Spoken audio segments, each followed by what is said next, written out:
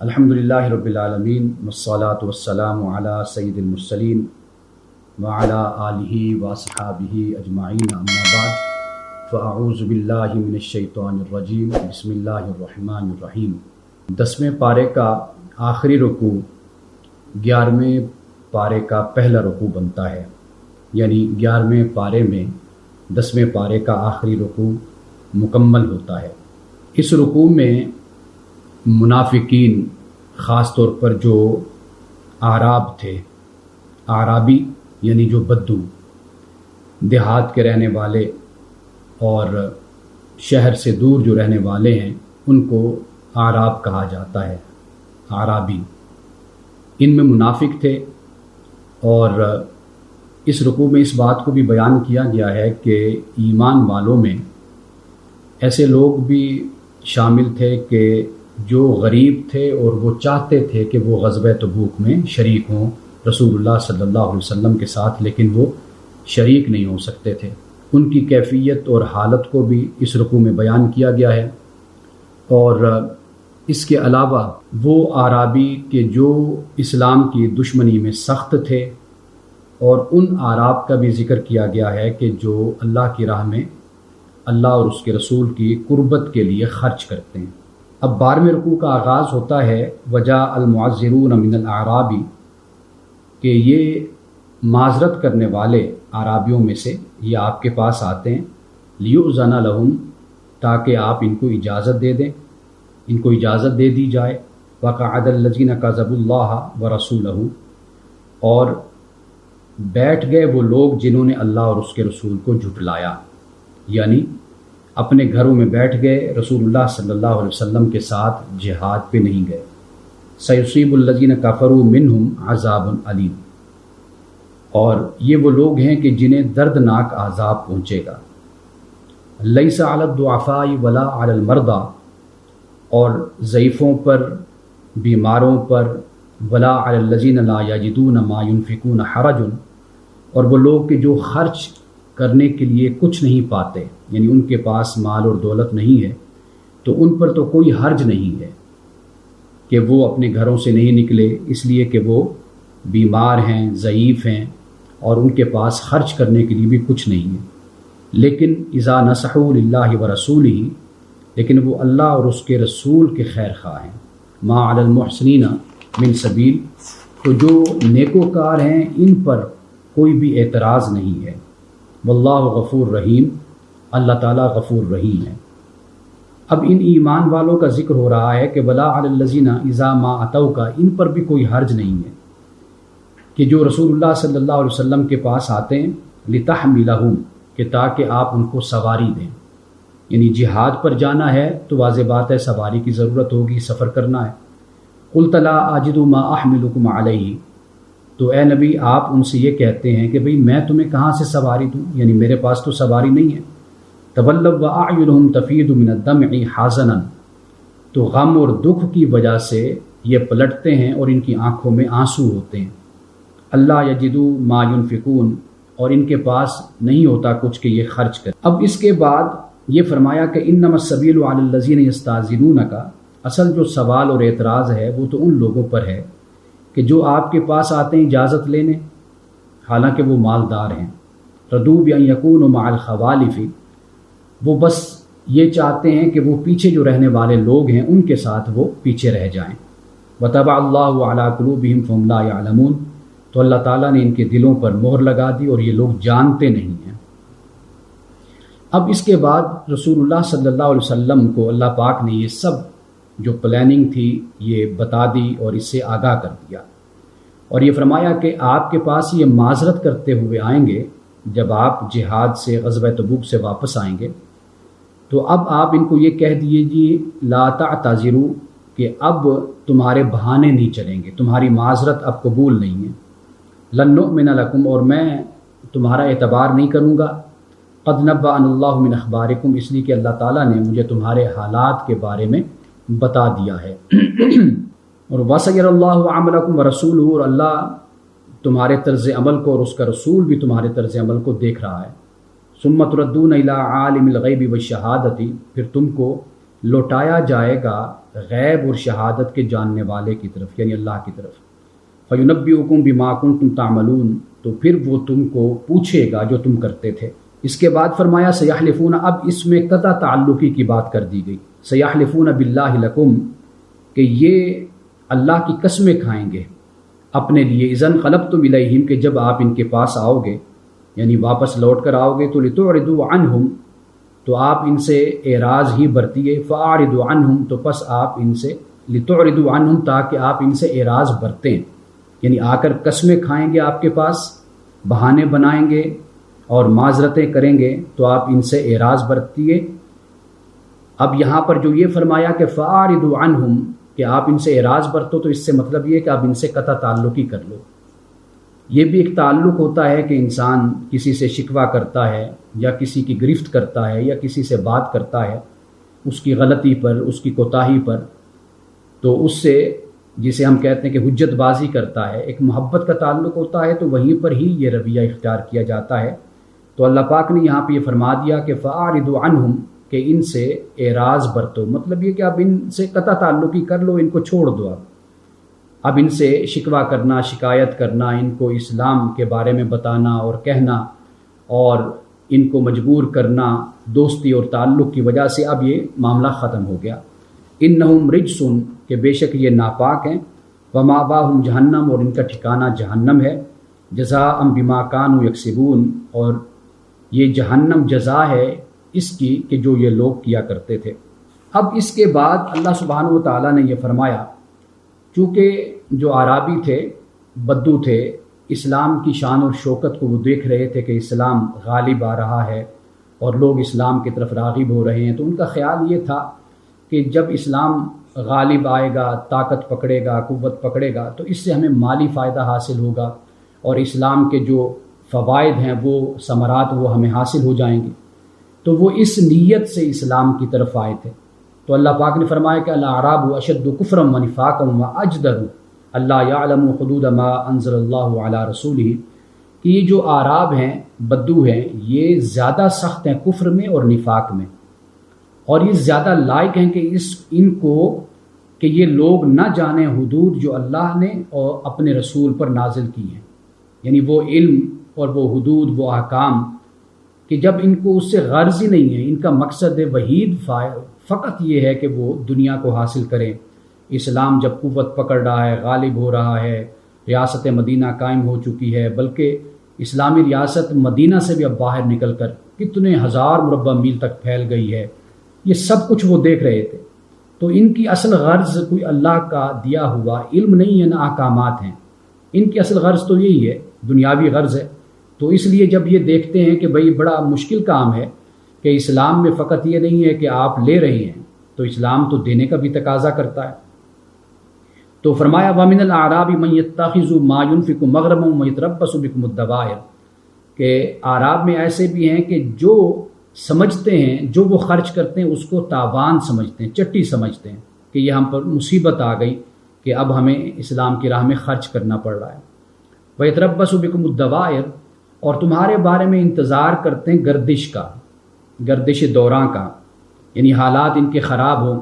علیہم دائرۃ السوء، قرآن بیان کرتا ہے کہ در حقیقت اب تو ان کی گردش کے وقت آ گیا ہے ان پر، یعنی خرچ کرنا اللہ کی راہ میں، چونکہ منافق ہیں خرچ تو کرتے ہیں لیکن مغرم سمجھ کر، چٹی اور تاوان سمجھ کر، ایک مصیبت سمجھ کر خرچ کرتے ہیں، اور پھر اس انتظار میں رہتے ہیں کہ ان کو کوئی مصیبت آئے، یہ گردش میں پڑیں، زمانے کی گردش ہو، حالات کی گردش ہو، مصیبت ہو، اس میں یہ پڑیں تاکہ ہماری تو جان چھوٹے نہ کہ یہ ہر وقت ہم ان کو دیتے رہیں اور خرچ کرتے رہیں۔ واللہ سمیع علیم، اللہ تعالیٰ سننے والا، جاننے والا ہے۔ ومن الاعراب، اور اعراب میں سے اب دیکھیے یہ اچھے اعرابی بھی ہیں، من یؤمن باللہ والیوم الآخر، جو اللہ اور یوم آخرت پر ایمان رکھتے ہیں، ویتخذ ما ينفق قربات عند اللہ وصلوات الرسول، کہ یہ سمجھتے ہیں جو یہ خرچ کرتے ہیں کہ یہ اللہ کے نزدیک تو قربت کا باعث یہ بنے گا جو ہم خرچ کرتے ہیں، وصلوات الرسول، اور رسول اللہ صلی اللہ علیہ وسلم کی طرف سے رحمت کی جو دعائیں ہیں اس کا یہ باعث بنے گا جو ہم خرچ کر رہے ہیں۔ الا انہا قربۃ لہم، کہ خبردار بے شک قربت انہی کے لیے، سیدخلہم اللہ فی رحمتہ، اللہ تعالیٰ ان کو ضرور اپنی رحمت میں داخل کرے گا، ان اللہ غفور رحیم، تو بے شک اللہ تعالیٰ غفور الرحیم ہے۔ اب یہ منافقین کی ایک اور قسم ہے، جسے قرآن پاک نے یہ بیان کر دیا کہ یہ آس پاس کے رہنے والے یا مدینے کے اندر رہنے والے لوگ ہیں، جو آس پاس کے ہیں ان کا آگے جا کر پھر ذکر ہوتا ہے۔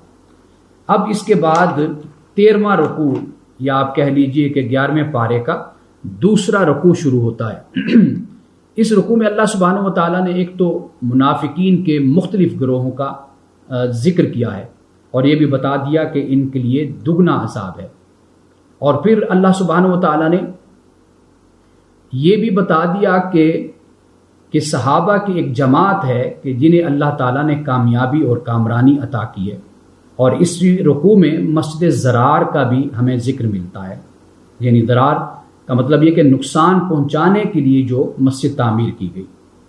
فرمایا والسابقون الاولون من المہاجرین والانصار، کہ سبقت لے جانے والے، اور رسول اللہ صلی اللہ علیہ وسلم نے جب دین کی دعوت دی تو سب سے پہلے اسلام قبول کرنے والے مہاجرین میں سے اور انصار میں سے، والذین اتبعوہم بإحسان، اور وہ لوگ جنہوں نے ان کی پیروی کی احسان کے ساتھ، یعنی مہاجرین اور انصار کی پیروی کرنے والے۔ جب مہاجرین اور انصار نے اپنے دوستوں کو، رشتہ داروں کو، اپنے عزیز و اقارب کو، آس پاس رہنے والوں کو جب دین کی طرف بلایا تو بہت سے لوگوں نے پھر مہاجرین صحابہ، انصار صحابہ کی پیروی کی، جیسے سیدنا ابو بکر صدیق رضی اللہ تعالی عنہ کہ سیدنا عثمان غنی ان کے کہنے پر مسلمان ہوئے، اور بڑے صحابہ حضرت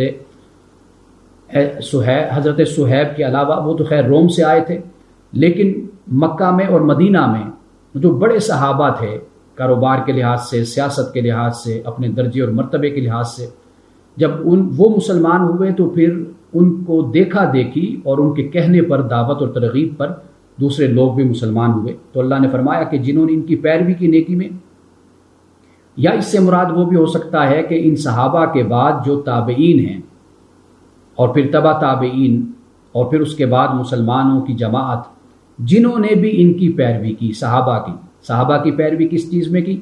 ایمان میں کی، اور مشکل حالات میں رسول اللہ صلی اللہ علیہ وسلم کے ساتھ جیسے صحابہ جڑے رہے، اسی طرح مسلمانوں نے صحابہ کی یہ پیروی کی کہ مشکل حالات میں بھی اسلام کے دامن کو ہاتھ سے نہیں جانے دیا۔ رضی اللہ عنہم ورضوا عنہ، اللہ ان سے راضی اور وہ اللہ سے راضی ہو گئے۔ وَأَعَدَّ لَهُمْ جَنَّاتٍ تَجْرِي تَحْتَ الْأَنْهَارُ خَالِدِينَ فِيهَا أَبَدًا، اللہ تعالیٰ نے ان کے لیے باغات کو تیار کیا ہے کہ جن کے نیچے نہریں بہتی ہیں، اس میں ہمیشہ رہیں گے۔ ذَلِكَ الْفَوْزُ الْعَظِيمُ، اور یہ بڑی کامیابی ہے۔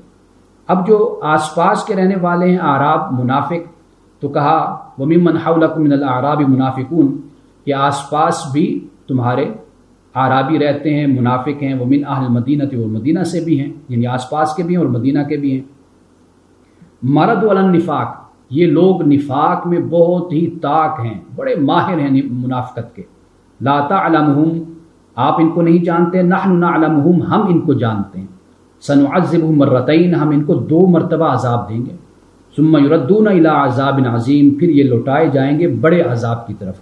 یعنی نفاق میں جتنی سختی اور نفاق میں جتنی پستی پیدا ہوتی چلی جائے گی، اسی حساب سے اللہ کے عذاب میں بھی اضافہ ہوتا چلا جائے گا۔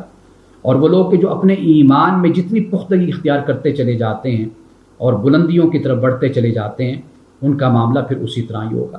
لیکن ایک اور طبقہ بھی ہوتا ہے، قرآن پاک نے اس کو بھی بیان کر دیا ہے آیت نمبر 102 میں، کہ وَآخَرُونَ اعْتَرَفُوا بِذُنُوبِهِمْ خَلَطُوا عَمَلًا صَالِحًا وَآخَرَ سَيِّئًا، کہ کچھ لوگ ایسے بھی ہیں، یعنی ان کے علاوہ بھی دوسرے لوگ ایسے ہیں کہ جو اپنے گناہوں کا اعتراف کرتے ہیں اور اچھے اور برے اعمال دونوں مکس اپ ہیں، اچھے بھی کام کیے ہوئے ہیں اور برے کام بھی کیے ہوئے ہیں۔ عَسَى اللَّهُ أَن يَتُوبَ عَلَيْهِمْ، تو امکان ہے کہ اللہ تعالیٰ ان پر رحمت کے ساتھ توجہ کرے گا۔ ان اللہ غفور رحیم، تو بے شک اللہ تعالیٰ غفور رحیم ہے۔ خذ من اموالہم صدقۃ تطہرہم، آپ ان سے صدقہ لے لیجئے، وہ زکوٰۃ ہے، وہ انفاق ہے، وہ خرچ کرنا ہے، وہ ان سے لیجئے۔ تطہرہم، اور ان کو پاک کیجئے، وتزکیہم بہا وصلی علیہم، اور ان کا تزکیہ کیجئے صدقہ کے ذریعے سے، اور ان پر رحمت بھیجیے، دعائیں دیجیے ان کو۔ ان صلاتک سکن لہم، کہ بے شک آپ کی جو دعا ہے یہ ان کے لیے سکون کا باعث ہے۔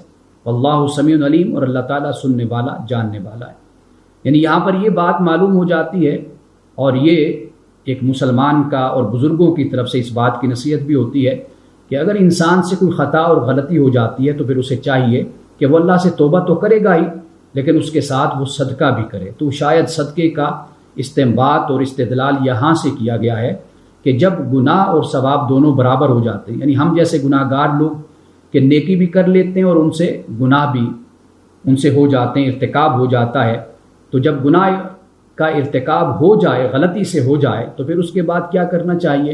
ایک تو اللہ تعالیٰ سے توبہ کرے انسان، اللہ کی بارگاہ میں پلٹے، اور دوسری بات یہ ہے کہ پھر صدقہ بھی کرے، اللہ کی راہ میں خیرات کرے اور اللہ کی راہ میں خرچ کرے۔ اس کے بعد اب مسجد ضرار کا ذکر ہوتا ہے۔ فرمایا والذین اتخذوا مسجدا ضرارا وکفرا وتفریقا بین المؤمنین وارصادا لمن حارب اللہ ورسولہ من قبل۔ اب یہ دیکھیے، یہ وہ مسجد ضرار ہے کہ جو تفرقہ کی بنیاد پر اور فرقہ کی بنیاد پر بنائی گئی، اور وہ لوگ جنہوں نے بنائی مسجد نقصان کے لیے، نقصان پہنچانے کے لیے مسلمانوں کو، اسلام کی وحدت کو، وکفرن اور کفر کے لیے، وتفریقا بین المؤمنین اور مومنین کے درمیان تفریق پیدا کرنے کے لیے، وارصادا لمن حارب اللہ ورسولہ، اور یہ کمین گاہ بنا دی گئی، ایسا ٹھکانہ بنا دیا گیا کہ جہاں سے وہ بیٹھ کر شکار کرے۔ کون؟ جو اللہ اور اس کے رسول سے پہلے سے ہی جنگ کا اعلان کر چکا ہے۔ وَلَيَحْلِفُنَّ إِنْ أَرَدْنَا إِلَّا الْحُسْنَى، اور یہ لوگ تو ضرور قسمیں کھائیں گے کہ ہماری تو نیت صرف اور صرف اچھائی کی، اچھی نیت تھی، اس نے نیت کی بنیاد پر ہم نے اس مسجد کی بنیاد رکھی ہے۔ وَاللَّهُ يَشْهَدُ إِنَّهُمْ لَكَاذِبُونَ، اور اللہ تعالیٰ گواہ ہے کہ بے شک یہ لوگ جھوٹ بولتے ہیں۔ یعنی یہاں پہ آپ دیکھ لیجئے کہ مسجد ضرار جسے نام پڑ گیا تاریخ میں اور سیرت میں بھی اس کو بیان کیا گیا، تو یہ مسجد ضرار کیوں ہے؟ یعنی ضرارن کا مطلب یہاں پر یہ ہے کہ نقصان پہنچانے کے لیے مسلمانوں کو، وہ کفرن اور کفر کے لیے، اللہ کے انکار، رسول اللہ کی رسالت کے انکار کے لیے یہ سب کچھ ڈرامہ بنایا گیا۔ وتفریقا بین المومنین، اور مقصد کیا ہے؟ مومنین کے درمیان تفریق پیدا کر دی جائے، یعنی مسجد نبوی میں بھی لوگ آئیں اور پھر ان کی مسجد بنی ہوئی ہو تو مسلمانوں کو یہ تقسیم کریں اور کہیں کہ ہماری مسجد میں آؤ، یہ ہم نے اللہ کے نام پر بنائی ہے، تو تفریق پیدا کرنے کے لیے۔ اور پھر یہ ہے کہ مقصد کیا ہے؟ مقصد یہی ہے کہ اس کو کمین گاہ بنائیں، اس کو ایسا ٹھکانہ بنائیں جہاں سے بیٹھ کر پھر یہ شکار کریں، یعنی مسلمانوں کو گمراہ کریں، مسلمانوں کو بلائیں، دعوت دیں اپنے مرکز میں اور اپنی مسجد میں، اور لوگوں کو پھر اسلام کے خلاف بھڑکائیں اور ان کو وہ تعلیم دیں جو اللہ اور اس کے رسول کی تعلیم نہیں ہے۔ اگر ان سے پوچھا جائے تو یہ کہیں گے کہ جی ہم تو یہ بڑے اچھی نیت کے ساتھ سب کچھ کر رہے ہیں۔ لا تقم فیہ ابدا، رسول اللہ صلی اللہ علیہ وسلم سے فرمایا کہ آپ نے اس مسجد میں کبھی نہیں کھڑا ہونا، کبھی نہیں جانا۔ لمسجد اسس علی التقوی من اول یوم، اور مسجد وہ ہے کہ جو پہلے دن سے جس کی بنیاد تقوی پر رکھی گئی۔ ان تقوم فیہ، تو یہ مسجد ہے کہ جس میں آپ کھڑے ہوں، آپ جائیں، آپ نماز پڑھیں، اللہ کی عبادت کریں۔ فیہ رجال یحبون ان یتطہروا، اور اس مسجد میں ایسے لوگ ہیں کہ جو پاک رہنے کو پسند کرتے ہیں، یعنی صحابہ کرام رضوان اللہ تعالی علیہم اجمعین۔ اس مسجد کے رہنے والے خود کو پاک نہیں رکھنا چاہتے، نہ اپنے خیالات کو، نہ اپنی نیت کو، نہ اپنے نظریات کو۔ ان کا مقصود اللہ اور اس کے رسول کے ساتھ جڑنا نہیں ہے بلکہ ان کا مقابلہ کرنا۔ تو لیکن جس مسجد کی بنیاد تقوی پر رکھی گئی وہ کون سی ہے؟ وہ مسجد نبوی ہے، اور یہ وہ مسجد قباء ہے۔ یہ وہ مسجدیں ہیں کہ جس کے رہنے والے، اس مسجدوں میں جانے والے جو لوگ ہیں، یہ طہارت کو پسند کرتے ہیں، پاکیزگی کو۔ واللہ یحب المطہرین، اور اللہ تعالیٰ بھی پاکیزگی اختیار کرنے والوں کو پسند کرتا ہے۔ اب اللہ تعالیٰ نے دو بندوں کا ذکر کیا کہ جو اپنی شخصیت کو پروان چڑھاتے ہیں۔ ایک وہ ہے کہ جو اللہ کے تقوی پر، اللہ کی رضا پر اپنی شخصیت کو پروان چڑھاتا ہے، اور دوسرا کون سا شخص ہے؟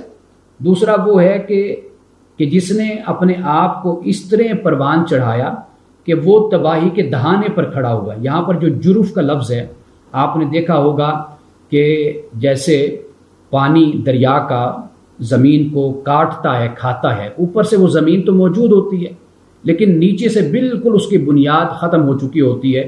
دیکھنے میں تو وہ زمین نظر آ رہی ہوتی ہے لیکن حقیقت میں وہ زمین نہیں ہوتی۔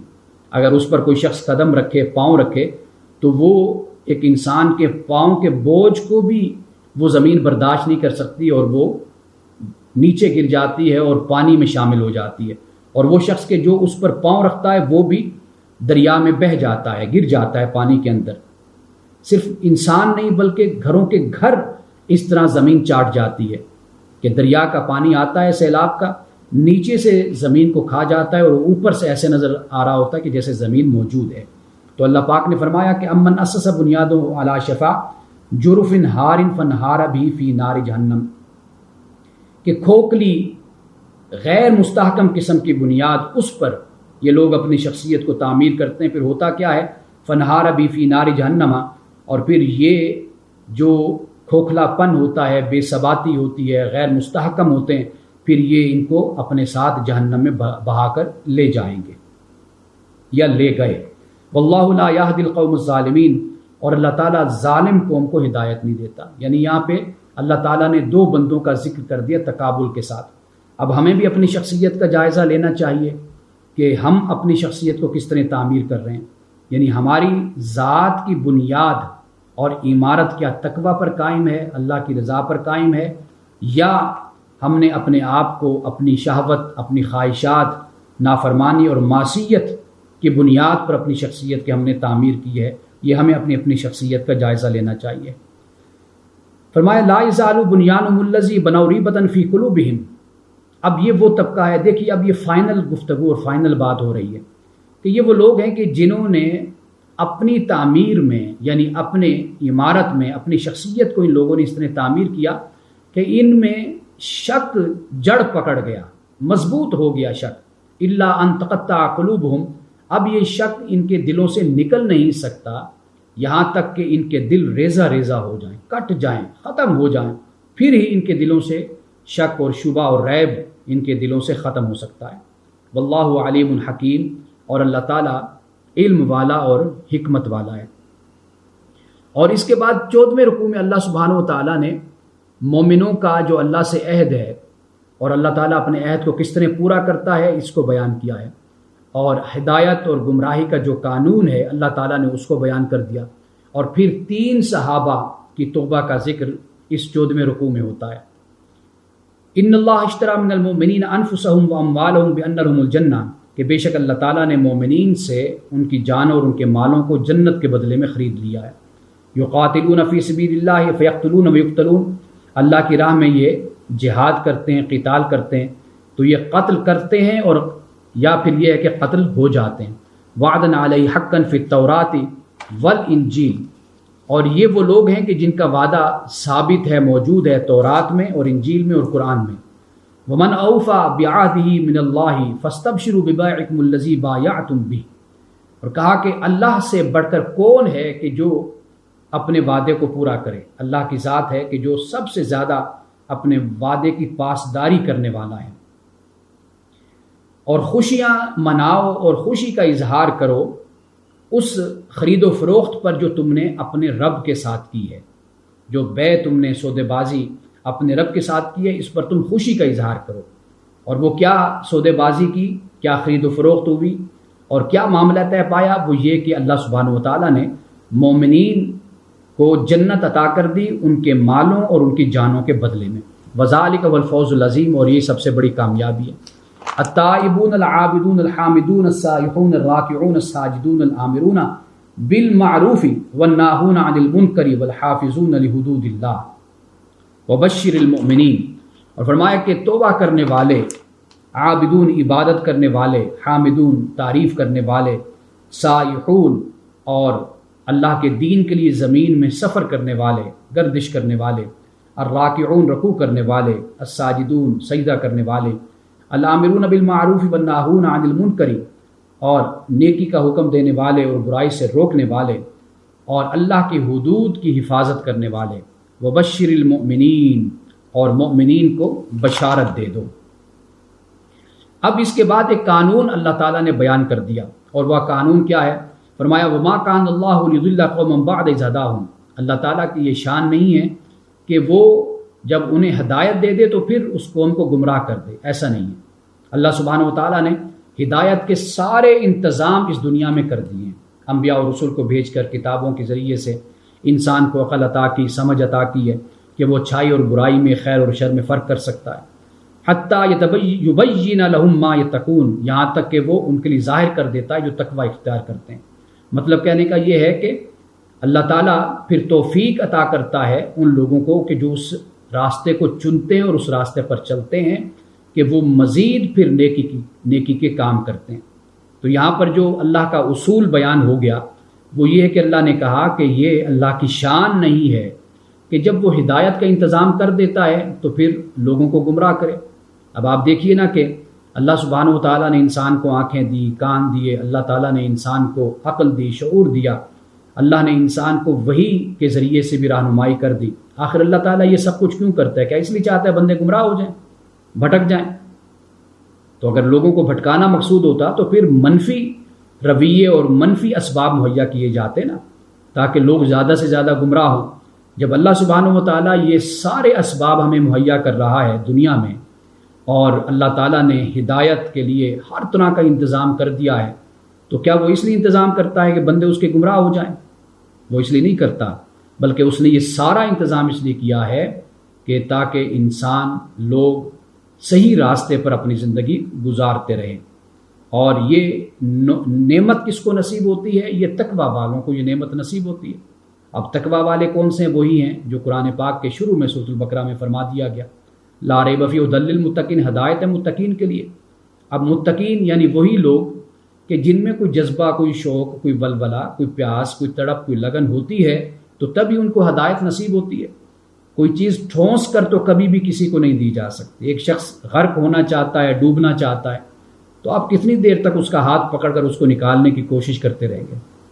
اپنی طرف سے آپ آخری حد تک کوشش کر لیں۔ جس نے ڈوبنا ہے اور اس کا ارادہ اور نیت ڈوبنے کی ہے تو اس نے ڈوبنا ہی ڈوبنا ہے۔ اسی طرح آپ ہدایت کس کو دے سکتے ہیں؟ وہی جو ہدایت چاہتا ہے، اور جو گمراہی میں رہنا چاہتا ہے، اندھیروں میں، تاریکیوں میں، تو اس کو آپ کیسے نکال سکتے ہیں؟ تو یہاں پر در حقیقت اس بات کو بھی بیان کر دیا، کیونکہ یہ وہی اعتراض ہے جو اکثر ہمارے پاس آتا ہے کہ جب اللہ نے گمراہ کر دیا تو پھر انسان کا اس میں کیا قصور ہے؟ تو گویا کہ پھر ان آیات کو جو قرآن پاک میں ہدایت اور دلالت کے متعلق ہیں، ان ساری آیات کو دیکھنا اور پڑھنا چاہیے، پھر یہ بات واضح ہوتی ہے۔ ان اللہ بکل شیء علیم، بے شک اللہ تعالیٰ ہر شے کا علم رکھنے والا ہے۔ اب اس کے بعد اللہ سبحانہ و تعالیٰ نے 3 صحابہ کا ذکر فرمایا ہے، لیکن اس سے پہلے آیت نمبر 117 میں یہ فرمایا، لقد تاب اللہ علی النبی والمہاجرین والانصار الذین اتبعوہ فی ساعۃ العسرۃ من بعد ما کاد یزیغ قلوب فریق منہم ثم تاب علیہم انہ بہم رؤوف الرحیم، کہ اللہ سبحانہ و تعالیٰ نے رحمت سے توجہ فرمائی نبی پر، مہاجرین پر اور انصار پر، کہ جنہوں نے تنگی میں بھی رسول اللہ صلی اللہ علیہ وسلم کی پیروی کی، یعنی رسول اللہ صلی اللہ علیہ وسلم کا ساتھ دیا۔ من بعد ما کاد یزیغ قلوب فریق منہم، اگرچہ بعض لوگوں کے دل کجی کی طرف مائل ہو گئے تھے، ثم تاب علیہم، اور پھر اللہ تعالیٰ نے ان پر رحمت سے توجہ فرمائی، انہ بہم رؤوف الرحیم، کہ بے شک اللہ تعالیٰ ان کے ساتھ رؤوف بھی ہے اور اللہ تعالیٰ ان کے ساتھ رحیم بھی ہے، یعنی شفیق بھی ہے اور مہربان بھی ہے۔ اور یہی 2 صفتیں اللہ سبحانہ و تعالیٰ نے اسی سورۃ التوبہ کے آخر میں بیان کی ہیں رسول اللہ صلی اللہ علیہ وسلم کے لیے۔ وعلی الثلاثۃ الذین خلفوا، اور 3 جو صحابہ تھے ان کے معاملے کو ملتوی کر دیا گیا، پینڈنگ کر دیا گیا، حتی اذا ضاقت علیہم الارض بما رحبت، یہاں تک کہ زمین ان پر تنگ ہو گئی وسیع ہونے کے باوجود، وضاقت علیہم انفسہم، اور وہ خود اپنے آپ کو بھی بوجھ محسوس کرنے لگے، وظنوا اللہ ملجا من اللہ الا الیہ، اور انہوں نے یہ خیال کر لیا کہ اللہ کے مقابلے میں اللہ ہی کی پناہ ہے، یعنی اگر اللہ کی دربار سے، اللہ کی بارگاہ سے اگر دور ہو کر پھر نزدیکی ہونا ہے تو پھر وہ بھی اللہ ہی کی بارگاہ ہے۔ تو اس لیے اگر کوئی اللہ کی دربار سے، بارگاہ سے دور کر دیا جائے تو یہ نہیں ہے کہ پھر وہ کہے جی میں نے واپس نہیں جانا، پھر اس کی کوشش، اس کی طلب اور اس کی گریہ و زاری اور اس کا رونا، تضرع، خشوع خضوع اس لگن کے ساتھ ہو کہ میں نے واپس اپنے خدا کی پناہ میں جانا ہے۔ ثم تاب علیہم لیتوبوا، پھر وہ اللہ سبحانہ و تعالیٰ نے ان پر توجہ فرمائی، رحمت کے ساتھ توجہ فرمائی تاکہ وہ پلٹ آئیں۔ ان اللہ والتواب الرحیم، بے شک اللہ تعالیٰ ہی تواب رحیم ہے۔ یہ 3 صحابہ کا ہمیں ذکر ملتا ہے، ایک تو حضرت کعب بن مالک ہیں، ایک مرارہ بن ربیع ہیں، اور ایک ہلال بن امیہ ہیں۔ حضرت کعب بن مالک نے اپنے صاحبزادے حضرت عبداللہ سے اس واقعے کا ذکر کیا اور ان کو بتایا کہ کس طرح میں مختلف کیفیات سے گزرا اور کس طرح یہ وقت مجھ پر بھاری ہو گیا۔ وہ بیان کرتے ہیں کہ رسول اللہ صلی اللہ علیہ وسلم غزوہ تبوک پر جب تشریف لے گئے تو میں پیچھے رہ جانے والوں میں سے تھا، اور اس نیت سے رہ گیا کہ چلیں آپ صلی اللہ علیہ وسلم تھوڑا سا دور جائیں گے تو میں پیچھے آپ کے ساتھ شامل ہو جاؤں گا، اور پھر نفس نے یہ دھوکہ دیا کہ چلیں کوئی بات نہیں، ابھی تو ایک ہی دن گزرا ہے، تو میں دوڑ کر، میرے پاس سواری ہے، سب کچھ ہے، تو میں بھاگ کر بیچ میں شامل ہو جاؤں گا۔ تو وہ کہتے ہیں کہ اس طرح 1 دن 2 دن 3 دن گزرتے چلے گئے، اور میں یہ سوچتا ہی رہ گیا کہ میں بھی ساتھ شامل ہو جاؤں گا۔ تو کہتے ہیں کہ پھر مجھے بڑا افسوس ہوتا کہ جب میں مدینے میں سوائے منافقین کے اور ان اعراب کے کسی کو نہ پاتا، وہ لوگ کہ جن کے دلوں میں نفاق تھا، اسلام کی دشمنی تھی، اور ان کے سوا میں کسی کو بھی وہاں پر نہیں دیکھتا تھا۔ مجھے اس پر بڑی پشیمانی اور بڑا دکھ، اور اس سے مجھے بڑا ہی غم ہوتا۔ تو کہتے ہیں کہ ابھی یہ وقت گزر ہی رہا تھا کہ معلوم ہوا کہ رسول اللہ صلی اللہ علیہ وسلم تشریف لا چکے ہیں۔ آپ صلی اللہ علیہ وسلم کا یہ طریقہ تھا کہ جب بھی آپ سفر سے تشریف لاتے تھے تو آپ سب سے پہلے مسجد نبوی میں جاتے، وہاں پر آپ 2 رکعت نماز ادا کرتے، نفل ادا کرتے، اور پھر اس کے بعد ملاقاتیوں کا ایک سلسلہ شروع ہو جاتا۔ تو وہ کہتے ہیں کہ رسول اللہ صلی اللہ علیہ وسلم جب مسجد نبوی میں تشریف لائے، 2 رکعت آپ نے نفل پڑھے، تو اس کے بعد آپ کے پاس منافقین اور دوسرے لوگ آنا شروع ہو گئے۔ ہر کوئی اپنی اپنی طرف سے معذرتیں کرتا، بہانے بناتا اور عذر پیش کرتا۔ تو آپ علیہ السلام خاموشی اختیار فرماتے ہو، ٹھیک ہے، آپ کہتے جاؤ۔ تو کہتے ہیں اسی طرح پھر میں بھی رسول اللہ کی بارگاہ میں حاضر ہوا، تو میں نے عرض کیا رسول اللہ صلی اللہ علیہ وسلم، میں کوئی عذر، کوئی معذرت، کوئی بہانہ نہیں بناؤں گا، نہ کہوں گا، اس لیے کہ مجھے میرے نفس نے دھوکہ دیے رکھا۔ اگر میں آپ کو جھوٹ بول کر کوئی عذر بنا کر راضی بھی کر لوں گا تو اللہ تعالیٰ آپ کو مجھ سے ناراض کر دے گا۔ اگر آج میں سچ بات کر کے آپ کو ناراض کروں گا تو کل اللہ تعالیٰ آپ کو مجھ سے راضی کر دے گا۔ تو حضرت کعب بن مالک کہتے ہیں جب میں رسول اللہ کی بارگاہ میں حاضر ہوا تو آپ مجھے دیکھ کر مسکرائے، تو آپ نے فرمایا ہاں بھائی بتاؤ کیوں نہیں تم شامل ہوئے تھے؟ تو پھر کہتے ہیں میں نے اپنا یہ عذر بیان کیا۔ تو پھر آپ نے فرمایا کہ جاؤ اور اللہ کے حکم کا انتظار کرو۔ تو کہتے ہیں میں چلا گیا، تو مجھے میرے قبیلے والوں نے کہا کہ بھئی تم نے دیکھا کہ کتنے لوگوں نے بہانے بنائے، عذر پیش کیے، تم بھی ایک آدھا عذر پیش کر دیتے۔ تو میرے قبیلے والوں نے مجھے ملامت کی۔ تو اس کے بعد جب مجھے یہ سن کر مجھے بڑی ڈھارس ملی اور مجھے بڑا حوصلہ ملا کہ 2 اور صحابی بھی ہیں، مرارہ بن ربیع اور ہلال بن امیہ، کہ انہوں نے بالکل سچ بات رسول اللہ صلی اللہ علیہ وسلم سے کہی ہے، اور رسول اللہ نے ان کو بھی یہی کچھ فرمایا ہے کہ جو مجھے رسول اللہ نے فرمایا ہے۔ تو کہتے ہیں کہ میں اسی کیفیت میں تھا کہ میں مسجد میں نماز پڑھنے کے لیے آتا، رسول اللہ صلی اللہ علیہ وسلم کو میں سلام کرتا، اور پھر میری نظریں آپ کے ہونٹوں کو دیکھتی رہتی کہ کاش آپ کے ہونٹوں کی جنبش ہو اور آپ مجھے میرے سلام کا جواب دیں۔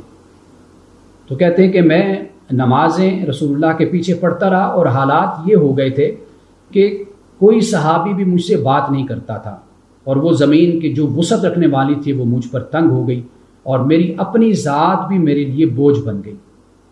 40واں دن تھا تو ایک صحابی میرے پاس آئے کہ اللہ کے رسول صلی اللہ علیہ وسلم نے فرمایا ہے کہ تم اپنی بیوی سے علیحدگی اختیار کر لو۔ تو پوچھا کہ کیا طلاق دے دوں؟ تو کہا کہ نہیں، طلاق نہ دو۔ تو کہتے ہیں کہ میں نے اپنی بیوی کو میکے بھیج دیا اور کہا کہ اللہ کے حکم کا انتظار کرو۔ کہتے ہیں کہ 50واں دن تھا اور میں صبح کے وقت اپنے گھر کی چھت پر تھا، تو مجھے آواز آئی کہ اے کعب بن مالک تمہیں مبارک ہو، تمہیں مبارک ہو۔ تو کہتے ہیں کہ میں سمجھ گیا کہ میری برات کا اور میری توبہ کو قبول کر لیا گیا ہے۔ تو کہتے ہیں میں اللہ کی بارگاہ میں جھک گیا، اور لوگ دوڑ دوڑ کر میری طرف آ رہے تھے، اور ہر کسی کی خواہش تھی کہ مجھ سے سلام کرے، مجھ سے مصافحہ کرے۔ لیکن اس سے پہلے ایک بات بیان کر دوں کہ وہ کہتے ہیں کہ میں اسی دوران اپنے کزن سے قتادہ سے ملنے، میں اس کے باغ میں گیا، میں اس کی دیوار کی چھت پر بیٹھا ہوا تھا، تو میں نے قتادہ سے کہا کہ بھائی کیا اے قتادہ، اے میرے بھائی، کیا میں اللہ اور اس کے رسول سے محبت نہیں کرتا؟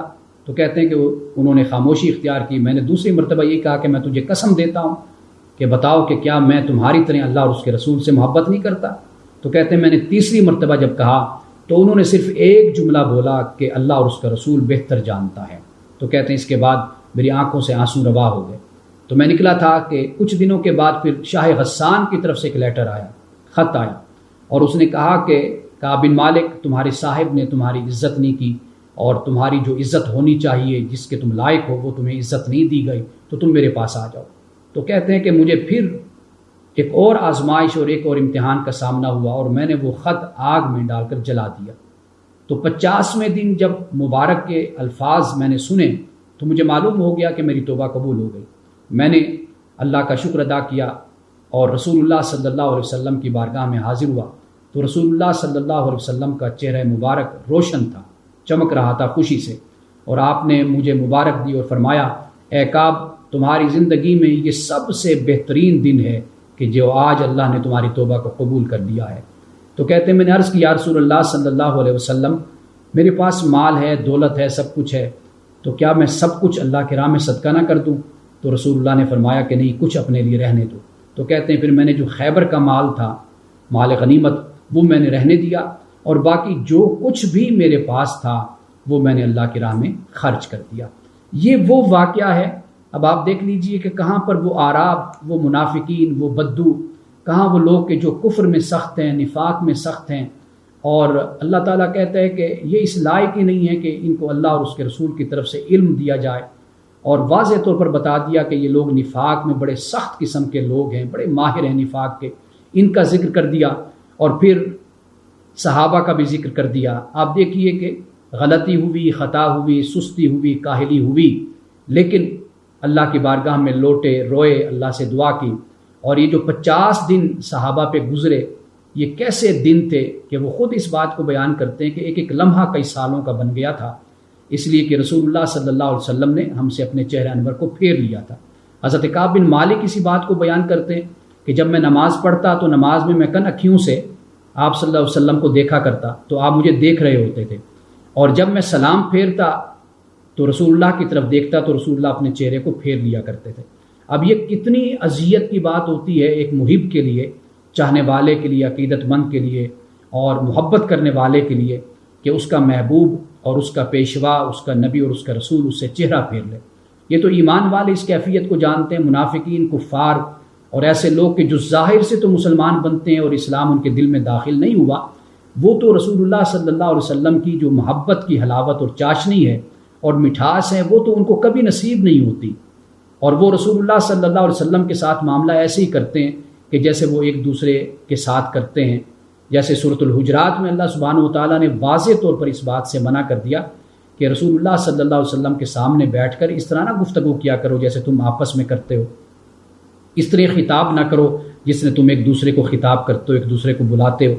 تو رسول اللہ صلی اللہ علیہ وسلم سے محبت، آپ سے عقیدت، آپ سے تعلق، اور آپ کی ذات اقدس کے ساتھ بے پناہ محبت، کہ جس طرح علامہ اقبال رحمۃ اللہ تعالی علیہ نے بھی اپنے اشعار میں آپ علیہ السلام کی سے محبت کو بیان کیا ہے، تو در حقیقت یہ وہ چیز ہے کہ جو ایمان کی بہت بڑی پہچان ہے، علامت ہے، اور یہ بہت بڑی دولت ہے ایک مسلمان اور ایک مومن کے لیے۔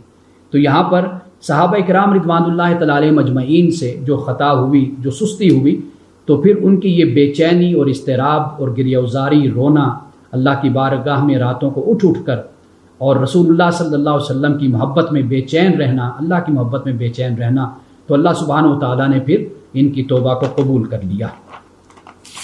اب اس کے بعد رکوع نمبر 15 ہے۔ رکوع نمبر 15 میں اللہ سبحانہ و تعالیٰ نے یہ بتا دیا کہ مومنین اللہ کا قرب کیسے حاصل کر سکتے ہیں اور مومنین کو کیا کرنا چاہیے۔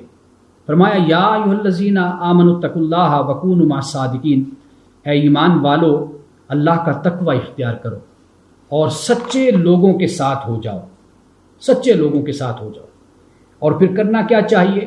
فرمایا وما کان المؤمنون لینفروا کافہ، آیت نمبر 122 ہے، کہ ایسا کیوں نہیں کہ مومنین میں سے ایک گروہ، ایک جماعت نکلے، اپنے گھروں سے نکلے، فلولا نفر من کل فرقۃ منہم طائفۃ لیتفقہوا فی الدین، کہ یہ ایک گروہ جو نکلے، یعنی ہر جماعت میں سے، ہر شہر میں سے، علاقے میں سے مسلمانوں کی ایک جماعت نکلے، کس لیے؟ لیتفقہوا فی الدین، تاکہ وہ اللہ کے دین کو سمجھے، وَلِيُنذِرُوا قَوْمَهُمْ، اور اپنی قوم کو ڈرائے، اِذَا رَجَعُوا إِلَيْهِمْ، جب وہ لوٹیں ان کی طرف، لَعَلَّهُمْ يَحْذَرُونَ، تاکہ وہ پھر اپنے برے اعمال سے پرہیز کریں۔ اب یہاں پر دیکھیے اللہ سبحانہ و تعالیٰ نے اس بات کو بیان کر دیا کہ سب کے سب تو نہیں نکلا کرتے، تھوڑے لوگ ہوتے ہیں جو ہر بستی سے، علاقے سے، شہر سے اور ہر جماعت سے، گروہ سے نکلتے ہیں، اور وہ پھر اللہ کے دین کو سیکھتے ہیں، سمجھتے ہیں، اور پھر واپس آ کر اپنی قوم کو ڈراتے ہیں اور سیدھی راہ پر لاتے ہیں۔ یعنی ایک پہلو وہ ہے کہ جسے ہم کہتے ہیں کہ اللہ کے دین کا درک اور تفقہ اللہ کے دین کی، اور ایک معاملہ کیا ہے؟ وہ یہ ہے کہ اللہ کے دین پر عمل کرنا۔ جو تفقہ اور درک حاصل کرتے ہیں وہ عمل بھی کرتے ہیں، لیکن اس پائے کا تفقہ اور درک ہر کسی کو حاصل نہیں ہو سکتا۔ انسان کے رجحانات بھی مختلف ہوتے ہیں اور انسان کے کاروبار زندگی بھی مختلف ہوتے ہیں، لیکن ایسے لوگ ضرور ہونے چاہیے کہ جن کے پاس اللہ کے دین کا علم ہو، اس میں گہرائی ان کو حاصل ہو، تفقہ حاصل ہو، اور وہ لوگ پھر دوسروں کو تعلیم اور تبلیغ دیں۔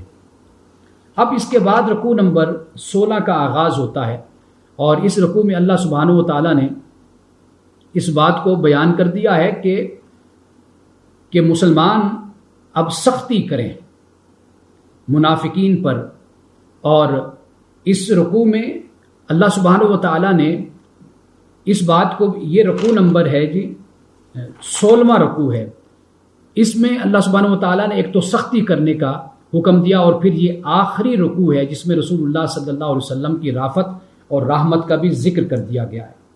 فرمایا یا ایھا الذین آمنوا قاتلوا الذین یلونکم من الکفار ولیجدوا فیکم غلظہ، اے ایمان والو لڑو ان سے، ان سے لڑو کہ وہ لوگ کہ جو کفار میں سے تمہارے قریب ہیں، ولیجدوا فیکم غلظہ، اور وہ لوگ کہ جو منافقین ہیں، کفار ہیں، وہ تم میں سختی کو پائیں۔ اے ایمان والو لڑو ان لوگوں سے جو تمہارے قریب ہیں کفار میں سے، اور وہ لوگ تم میں سختی پائیں۔ وَاعْلَمُوا أَنَّ اللَّهَ مَعَ الْمُتَّقِينَ، اور جان لو بے شک اللہ تعالیٰ متقین کے ساتھ ہے۔ اب اس کے بعد فرمایا وَإِذَا مَا أُنزِلَتْ، اور جب نازل کی جاتی ہے سورت، فَمِنْهُم مَّن يَقُولُ أَيُّكُمْ زَادَتْهُ هَٰذِهِ إِيمَانًا، اور ان میں سے بعض لوگ مسلمانوں سے یہ پوچھتے ہیں، یعنی مذاق کرتے ہوئے کہتے ہیں کہ بتاؤ بھائی تم میں سے کس کے ایمان میں اضافہ ہوا ہے؟ فَأَمَّا الَّذِينَ آمَنُوا فَزَادَتْهُمْ إِيمَانًا وَهُمْ يَسْتَبْشِرُونَ، تو بہرحال وہ لوگ جو ایمان لائے ہیں ان کے ایمان میں تو اضافہ ہی ہوتا ہے، وَهُمْ يَسْتَبْشِرُونَ، اور وہ ہمیشہ خوش ہوتے ہیں۔ اور وَأَمَّا الَّذِينَ فِي قُلُوبِهِم مَّرَضٌ، اور جن کے دلوں میں مرض ہے، جب آیت اترتی ہے، سورت اترتی ہے، تو فزادتہم رجسا الی رجسہم، تو ان کی گندگی میں اضافہ ہوتا ہے، وماتوا وہم کافرون، اور یہ لوگ کفر کی حالت میں مریں گے۔ اب اس کے بعد رسول اللہ صلی اللہ علیہ وسلم کی بعثت کے بارے میں بیان فرمایا۔ اب اس رکوع میں آپ دیکھ لیجئے کفار سے قتال کا اور جہاد کا بھی حکم دیا، اور سختی کے ساتھ یہ فرمایا، اور پھر ان کے کردار کو اختصار کے ساتھ پھر بیان کر دیا۔ یعنی یہ منافقین کا، کفار کا یہ کردار ہے کہ ابھی تک ان کے دلوں کی سختی اور شقاوت اور بدبختی ختم نہیں ہوئی، کہ یہ وہ لوگ ہیں کہ آیت اترتی ہے تو مسلمانوں کا مذاق کرتے ہیں، تضحیک کرتے ہیں، مسلمانوں کی تحقیر کرتے ہیں۔ ہاں بتاؤ بھائی کس کس کے ایمان میں اضافہ ہوا ہے اس صورت سے؟ تو فرمایا کہ ایمان والوں کے تو ایمان میں اضافہ ہی ہوتا ہے، لیکن معاملہ یہ ہے کہ جو تم لوگ ہو منافق، تمہاری گندگی میں، گمراہی میں، ضلالت میں اضافہ ہوتا ہے۔ اب اس کے بعد پھر یہ فرمایا لقد جاءکم رسول من انفسکم عزیز علیہ ما عنتم، کہ البتہ تحقیق تمہارے پاس رسول آیا تم ہی میں سے، عزیز علیہ ما عنتم، تمہارا مشقت میں پڑنا اس پر گراں گزرتا ہے، حریص علیکم بالمؤمنین رؤوف الرحیم، تم پر یہ حریص ہے اور مومنین کے ساتھ شفیق اور رحم کرنے والا ہے۔ اب یہاں پہ دیکھیے رسول اللہ صلی اللہ علیہ وسلم کے بارے میں فرمایا کہ مشقت میں تم پڑتے ہو۔ اب یہ کن سے کہا جا رہا ہے؟ یہ مومنین سے نہیں کہا جا رہا، یہ کفار سے، منافقین سے، ان لوگوں سے کہا جا رہا ہے کہ یہ جو نفاق اور کفر کی سختی ہے یہ نبی صلی اللہ علیہ وسلم پہ گراں گزرتی ہے. حریص علیکم، اور یہ تمہارے لیے شدید محبت رکھتا ہے. حریص ہم اردو میں تو اس کو نیگیٹو استعمال کرتے ہیں، منفی معنی میں، لیکن عربی زبان میں یہ ہے کہ حریص سے مراد یہ کہ شدید محبت. جیسے کسی کے بارے میں کہا جائے کہ یہ عہدے کا، منصب کا، یا اقتدار کا یا شہرت کا یہ حریص ہے، تو وہاں پر حریص سے مراد یہ ہے کہ بے پناہ اس کو محبت ہے اور چاہت ہے، اس کے دن رات اسی محبت میں گزرتے ہیں. تو حریص رسول اللہ صلی اللہ علیہ وسلم انسانیت کے لیے حریص ہیں، یعنی آپ کے دل میں اللہ تعالیٰ نے شدید محبت انسانیت کے لیے رکھی ہے. اور مومنین کے ساتھ تو پھر خصوصی تعلق ہے. مومنین کے ساتھ خصوصی تعلق وہ کیا ہے؟ وہ رافت اور رحمت کا تعلق ہے. فَإِن تَوَلَّوْا، پھر اگر یہ منہ پھیر لیں، فَقُلْ حَسْبِيَ اللَّهُ، تو آپ کہہ دیجیے کہ مجھے اللہ کافی ہے. لا الہ الا ہوا علیہ توکلت وہو رب العرش العظیم، کہ نہیں معبود مگر وہ، اسی پر ہی میں نے توکل کیا اور وہ عرش عظیم کا رب ہے. اب اس کے بعد سورۃ یونس کا آغاز ہوتا ہے. قرآن پاک کی یہ 10ویں سورت ہے. اب اس کے 6 مضامین آپ کہہ لیجئے یا 6 مباحث کہہ لیجئے کہ جنہیں تفہیم القرآن میں مولانا مودودی نے بیان کیا ہے. سب سے پہلی بات کیا ہے؟ وہ یہ ہے کہ توحید اور آخرت کی زندگی کے دلائل قرآن مجید میں اس صورت میں دیے گئے ہیں. کیوں دیے گئے؟ تاکہ ان لوگوں کو اطمینان ہو جائے جن میں تعصب نہیں ہے، جو متعصب لوگ نہیں ہیں، انہیں اطمینان اور سکون نصیب ہو جائے. اس طرح اللہ سبحانہ و تعالیٰ نے توحید اور آخرت کی زندگی کے بارے میں اس صورت میں دلائل دیے ہیں. اور پھر غلط فہمیوں کا بھی ازالہ ہے اور غفلتوں پر تنبیہ کر دی گئی ہے. وہ لوگ کہ جو عقیدہ آخرت کے ماننے میں رکاوٹ بنتے ہیں، یعنی وہ غلط فہمیاں اور وہ غفلتیں کہ جن کی بنیاد پر عقیدہ توحید اور آخرت اس معاملے میں رکاوٹ پیدا ہوتی ہے، اس کا بھی اس صورت میں ازالہ کر دیا گیا ہے. اور تیسری بات یہ کہ رسول اللہ صلی اللہ علیہ وسلم کی رسالت سے متعلق جو شکوک و شبہات پیدا کیے گئے، اعتراضات کیے گئے، ان کا جواب بھی اس صورت میں دیا گیا. اور اسی طرح بعث بعد الموت، یعنی انسان کی یہ زندگی اور اس کے بعد کی جو زندگی ہے اس کے بارے میں جو مسائل آنے والی زندگی میں پیدا ہونے ہیں ان کے بارے میں انسان کو خبردار کر دیا گیا. یعنی انسان نے جب اس دنیا سے جانا ہے، اللہ سبحانہ و تعالیٰ کی بارگاہ میں حاضر ہونا ہے، تو پھر وہاں پہ کیا مشکلات ہوں گی، کیا معیار ہوگا، کیا کرائیٹیریا ہوگا کہ جس کی بنیاد پر بخشش و مغفرت ہوگی اور جس کی بنیاد پر جہنم کی طرف دھکیل دیا جائے گا. اور 5ویں بات یہ ہے کہ اس بات کو بیان کر دیا کہ دنیا امتحان اور آزمائش کا گھر ہے، اور رسول اللہ صلی اللہ علیہ وسلم نے قرآن کے ذریعے سے جو تم کو بتایا ہے اس کے لیے تم تیاری کر لو. اور 6ٹھی بات اور آخری بات یہ ہے کہ لوگوں کی زندگی میں جو پائی جانے والی گمراہیاں ہیں اور دلالتیں ہیں ان کو بیان کر دیا گیا، اور یہ بتا دیا کہ ان گمراہیوں کی وجہ سے کہ تم کس طرح اللہ تعالیٰ کی ہدایت سے دور ہو جاتے ہو. جب تم گمراہی کے راستے پر چلتے ہو تو اللہ کے راستے کو تم چھوڑ دیتے ہو. اب سورۃ یونس کا جو آغاز ہوتا ہے یہ مکی سورت ہے. اس میں اللہ سبحانہ و تعالیٰ نے یہ فرمایا، سب سے پہلا رکوع اس میں اللہ تعالیٰ نے یہ بتا دیا کہ دنیا کی جو زندگی ہے اس پر انسان کو خوش نہیں ہونا چاہیے، اور یہ مقصد نہیں ہے انسان کو اس دنیا میں بھیجنے کا. اللہ سبحانہ و تعالیٰ نے آسمان اور زمین کے تخلیق کی بھی بات کی، سورج اور چاند کی روشنی جو اللہ تعالیٰ نے ان کو دی ہے اس کا بھی اللہ تعالیٰ نے ذکر کیا، اور اسی طرح دن اور رات کا جو اختلاف ہے اس کو بھی اللہ تعالیٰ نے بیان کر دیا، اور یہ بتا دیا کہ یہ ساری نعمتیں تمہارے لیے پیدا کی ہیں، تم ان سے استفادہ کرو، ان سے فائدہ اٹھاؤ، لیکن یہ بات یاد رکھو کہ آخرت اور اللہ پر ایمان لاؤ، اس لیے کہ تمہاری نجات اللہ پر ایمان اور آخرت پر ایمان کے ساتھ وابستہ ہے. الف لام را تلک آیات الکتاب الحکیم، بسم اللہ الرحمن الرحیم. الف لام را تلک آیات الکتاب الحکیم، یہ کتاب بے حکیم کی آیات ہیں. اکان للناس عجبا، کہ لوگوں کے لیے کتنی عجیب بات ہو گئی ہے کہ ان اوحینا الی رجل منہم، کہ انہی میں سے ایک مرد کی طرف ہم نے وحی کی ہے. ان انذر الناس، کہ وہ لوگوں کو ڈرائے. وبشر الذین آمنوا، اور بشارت دے ان لوگوں کو جو ایمان لائے، ان لہم قدم صدق عند ربہم، اور یہ وہ لوگ ہیں کہ ان کے رب کے پاس ان کی سچی عزت اور سرفرازی اللہ کے پاس ان کے لیے موجود ہے۔ قال الکافرون ان ھذا لساحر مبین، یہ کافر جو لوگ ہیں یہ تو کہتے ہیں کہ یہ صرف اور صرف کھلا جادوگر ہے، یعنی رسول اللہ صلی اللہ علیہ وسلم کے بارے میں یہ الفاظ وہ استعمال کرتے ہیں کہ یہ تو واضح طور پر ایک جادوگر ہے، نعوذ باللہ۔ یہ کون لوگ کہتے ہیں؟ یہ کافر لوگ کہتے ہیں، لیکن جو ایمان والے ہیں ان کے لیے اللہ سبحانہ و تعالیٰ نے فرمایا کہ میرے پاس ان کے لیے عزت اور سرفرازی اور شان و شوکت ان کے لیے موجود ہے۔ اب اس کے بعد جیسے میں نے بیان کیا کہ اللہ سبحانہ و تعالیٰ نے اس بات کو بیان کیا کہ آسمان اور زمین کو 6 دنوں میں اللہ تعالیٰ نے بنایا، اور پھر وہ عرش پر قائم ہوا، اور پھر وہ اس کائنات کے نظام کو اللہ سبحانہ و تعالیٰ چلا رہا ہے، اور کائنات کو اس نے تخلیق کیا، اور پھر اسی تخلیق کا وہ اعادہ بھی کرتا رہتا ہے۔ اعادہ کے بارے میں نے آپ کو بتایا تھا کہ اعادہ یہ ہے کہ جیسے اللہ تعالیٰ نے سیب کو تخلیق کیا، اب یہ نہیں ہے کہ جو ایک دفعہ تخلیق ہو گیا انسان کھا کر پھر اس کے بعد دنیا سے سیب معدوم ہو گیا، ختم ہو گیا، ایسا نہیں ہوا۔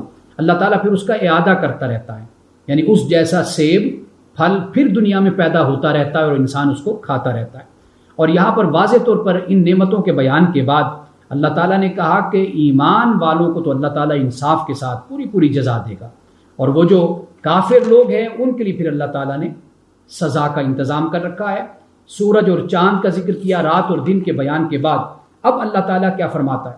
فرمایا ان الذین لا یرجون لقاءنا ورضوا بالحیات الدنیا، بے شک وہ لوگ کہ جو ہماری ملاقات کی امید تو نہیں رکھتے اور دنیا کی زندگی سے انہوں نے دل لگایا ہوا ہے، واطمأنوا بہا، اور دنیا کے ساتھ مطمئن ہیں، والذین هم عن آیاتنا غافلون، اور یہ وہ لوگ ہیں کہ جو ہماری آیات سے غافل ہیں، اولئک مأواہم النار بما کانوا یکسبون، اور ان کا ٹھکانہ جہنم اس لیے ہے کہ ان کا کردار ہی اسی طرح کا تھا۔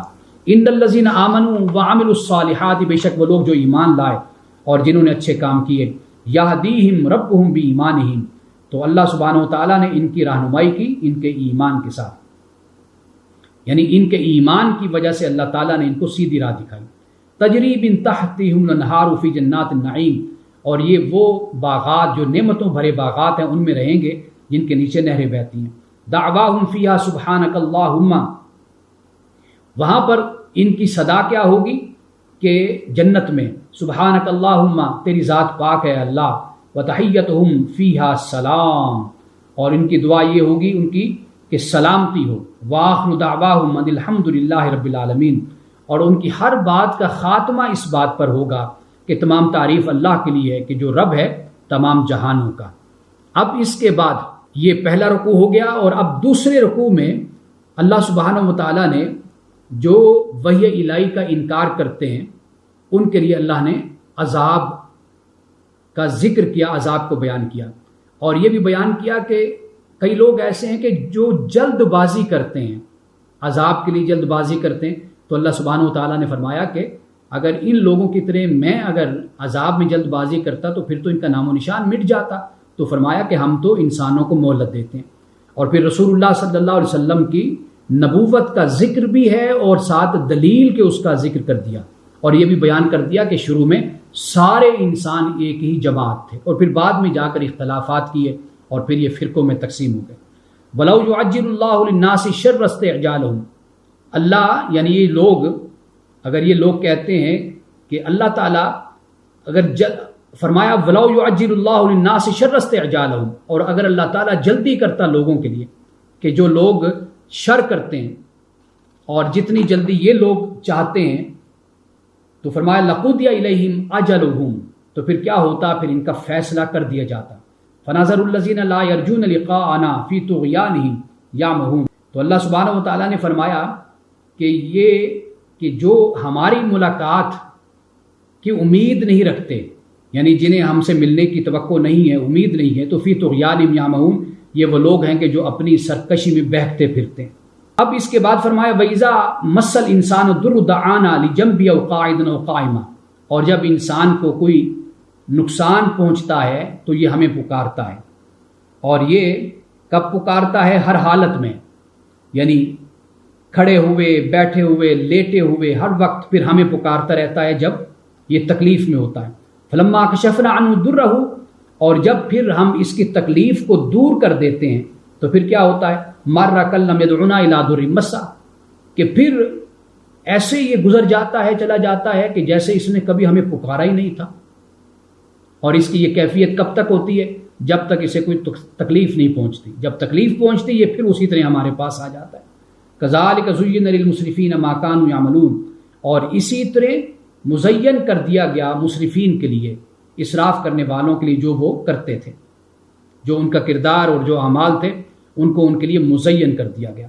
وَلَقَدْ أَهْلَكْنَا الْقُرُونَ مِنْ قَبْلِكُمْ لَمَّا ظَلَمُوا، جب لوگوں نے ظلم کیا ان سے پہلے ان کو بھی ہم نے، نسلوں کو ہم نے ہلاک کر دیا۔ وَجَاءَتْهُمْ رُسُلُهُم بِالْبَيِّنَاتِ وَمَا كَانُوا لِيُؤْمِنُوا، اور ان کے پاس ان کے رسول نشانیاں لے کر آئے لیکن یہ لوگ پھر بھی ایمان نہیں لائے۔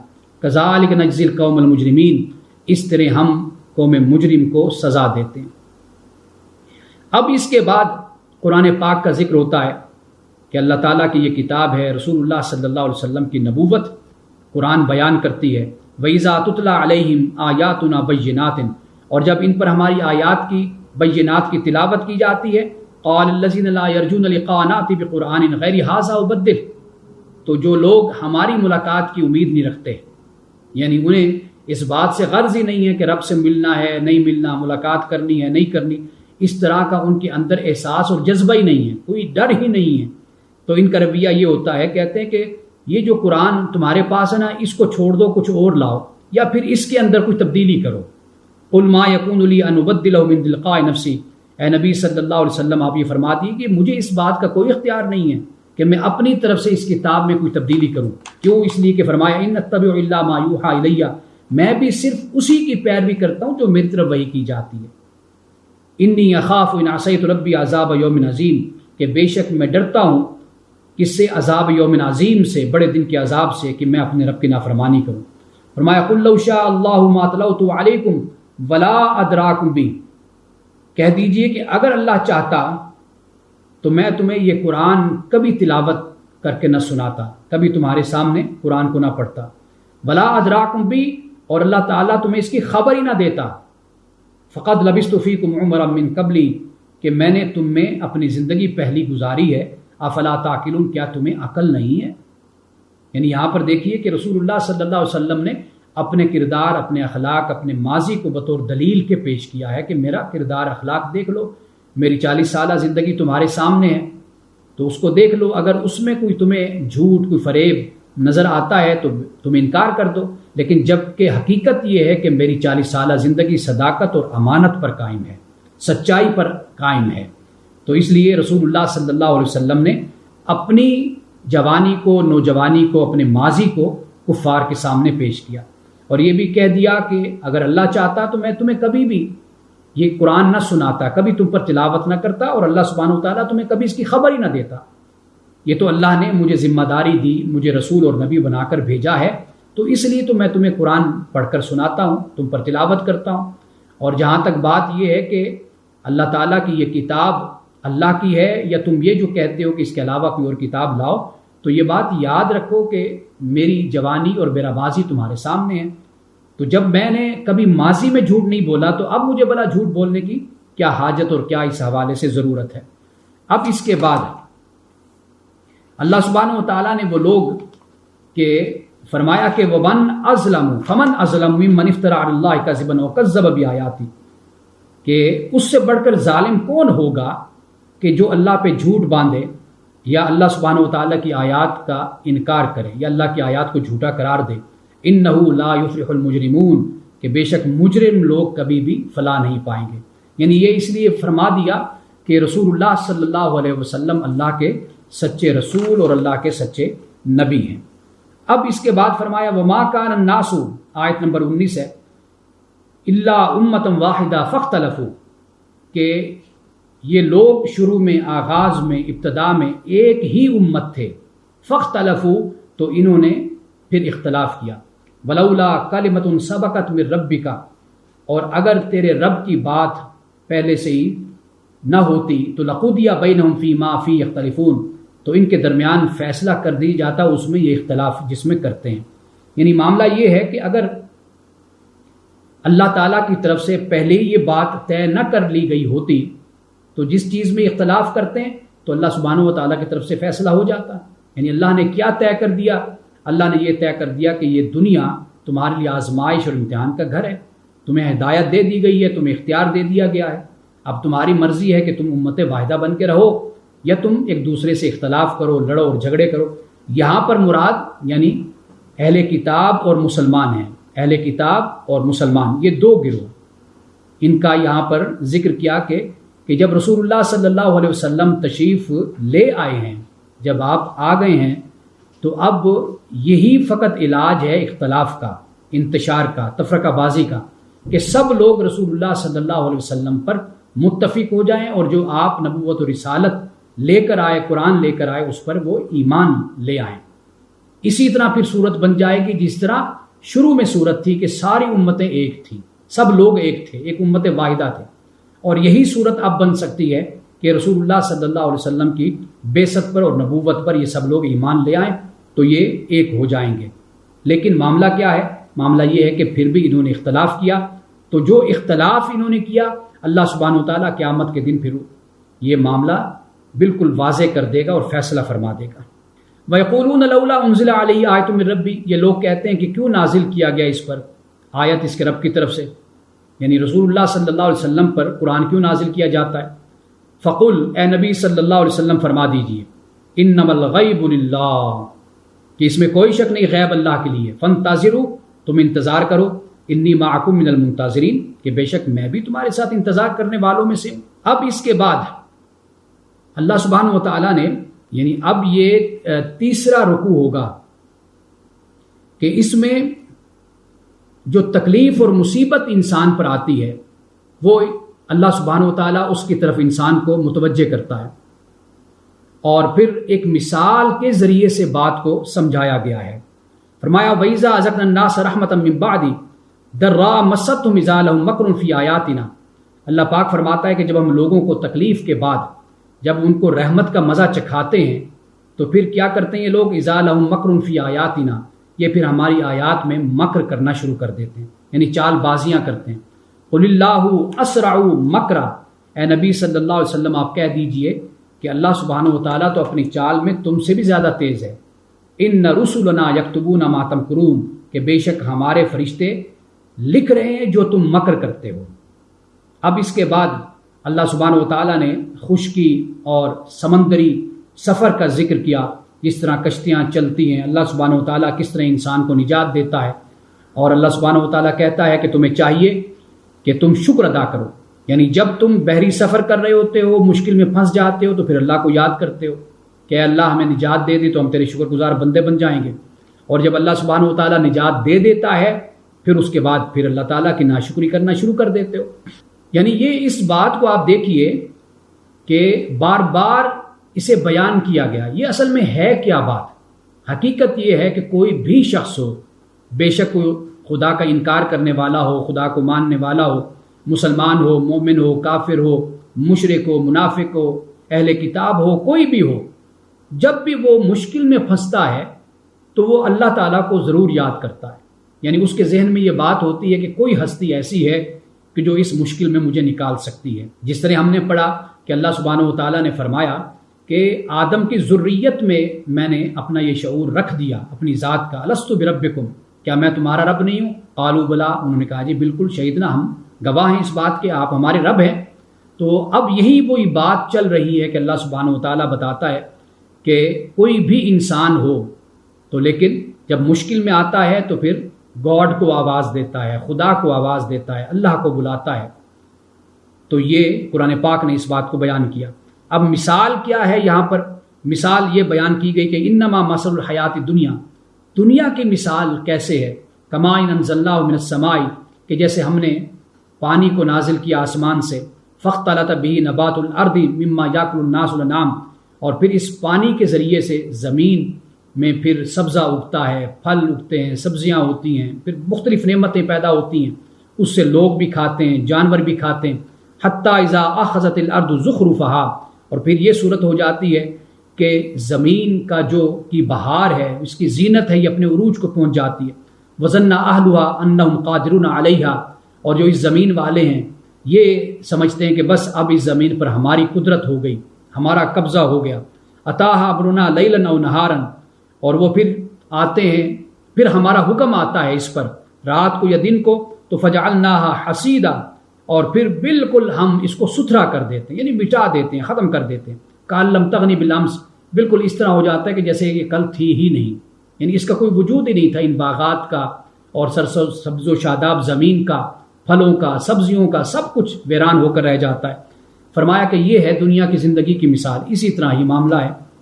اور آپ دیکھ لیجئے انسانی تاریخ کو پڑھ کر دیکھ لیجئے، سورۃ العصر والعصر ان الانسان لفی خسر، کہ عصر کی قسم، عصر گواہ ہے اس بات پر کہ بے شک انسان خسارے میں ہی ہے، مگر وہ لوگ جو ایمان لائے اور جنہوں نے اچھے کام کیے اور ایک دوسرے کو حق کی اور صبر کی ایک دوسرے کو تلقین کرتے رہے، یہ لوگ خسارے میں نہیں ہیں.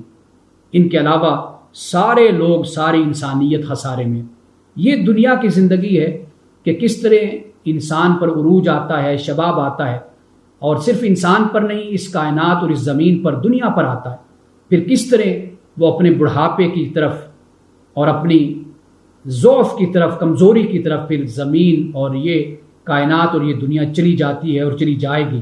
اور یہی معاملہ انسان کا ہے. تو یہاں پر اس بات کو اللہ تعالیٰ نے بیان کیا.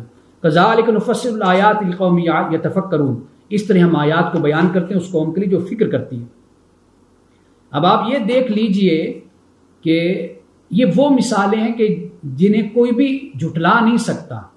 کوئی بھی شخص ہو، وہ کفار و مشرکین کہ جو اسلام قبول نہیں کرتے تھے، اہل کتاب جو تعصب کا راستہ جنہوں نے اختیار کیا تھا، آپ دیکھ لیجئے ایسی مثالوں کا انکار وہ بھی نہیں کر سکتے.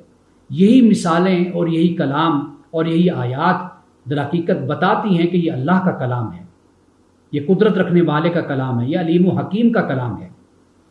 اس سے آگے فرمایا واللہ یدعو الی دار السلام، اللہ تعالیٰ تمہیں سلامتی کے گھر کی طرف بلاتا ہے. ویہدی من یشاء الی صراط مستقیم، اور وہ جسے چاہتا ہے سیدھی راہ کی طرف ہدایت دیتا ہے.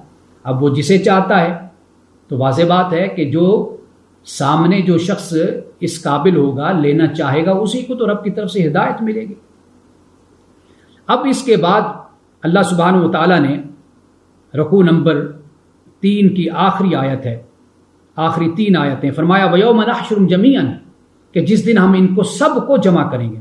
ثُمَّ نَقُولُ لِلَّذِينَ أَشْرَكُوا مَكَانَكُمْ أَنْتُمْ وَشُرَكَاؤُكُمْ، اور پھر ہم ان لوگوں سے کہیں گے اور کہ تم اور تمہارے جو شرکاء ہیں وہ ٹھہر جائیں. فَزَيَّلْنَا بَيْنَهُمْ، پھر ہم ان کے درمیان علیحدگی کر دیں گے. وَقَالَ شُرَكَاؤُهُم مَّا كُنتُمْ إِيَّانَا تَعْبُدُونَ، اور ان کے جو شرکاء ہوں گے وہ کہیں گے کہ بھئی تم کب ہماری عبادت کرتے تھے، ہمیں تو اس بات کا علم نہیں ہے.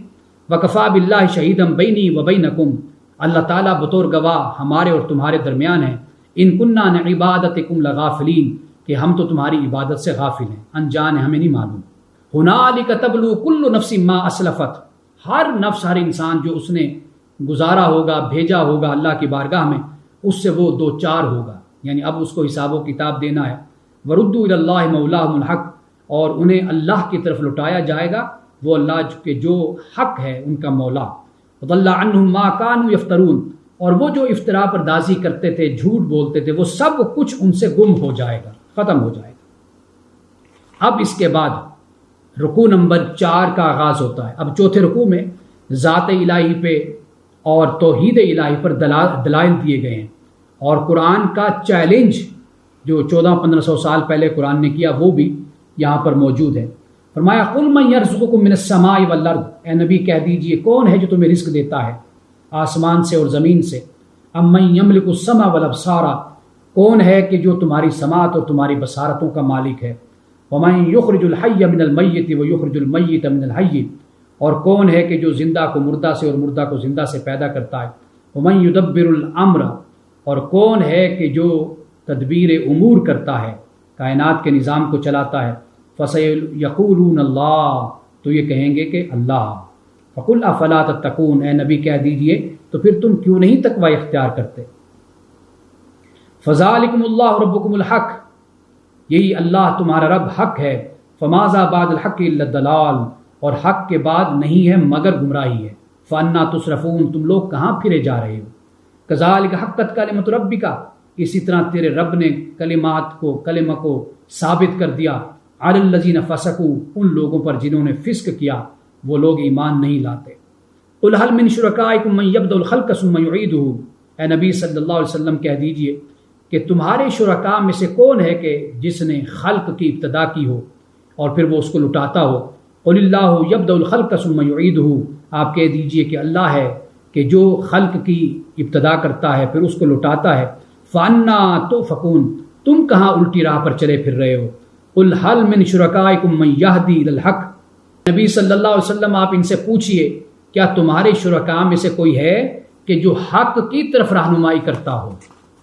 قل اللہ یہدی الی الحق، اے نبی صلی اللہ علیہ وسلم کہہ دیجئے کہ اللہ ہی ہے کہ جو حق کی طرف رہنمائی کرتا ہے۔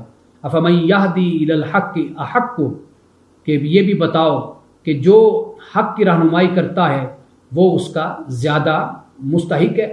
ان یتبع ام لا یہدی الا ان یہدی، کہ اے نبی صلی اللہ علیہ وسلم آپ یہ بھلا بتاؤ جو حق کی طرف رہنمائی کرتا ہے تو وہ اس بات کا زیادہ حقدار ہے کہ اس کی پیروی کی جائے، یا ام لا یہدی الا ان یہدی، یا اس کی پیروی کی جائے جو نہ تو خود کو ہدایت دے سکتا ہے نہ کسی اور کو ہدایت دے سکتا، وہ خود ہدایت کا محتاج ہے، تو کیا اس کی پیروی کی جانی چاہیے یا اس خدا کی پیروی کی جانی چاہیے کہ جو تمہیں حق کی طرف بلاتا ہے اور تمہیں جو حق کی دعوت دیتا ہے؟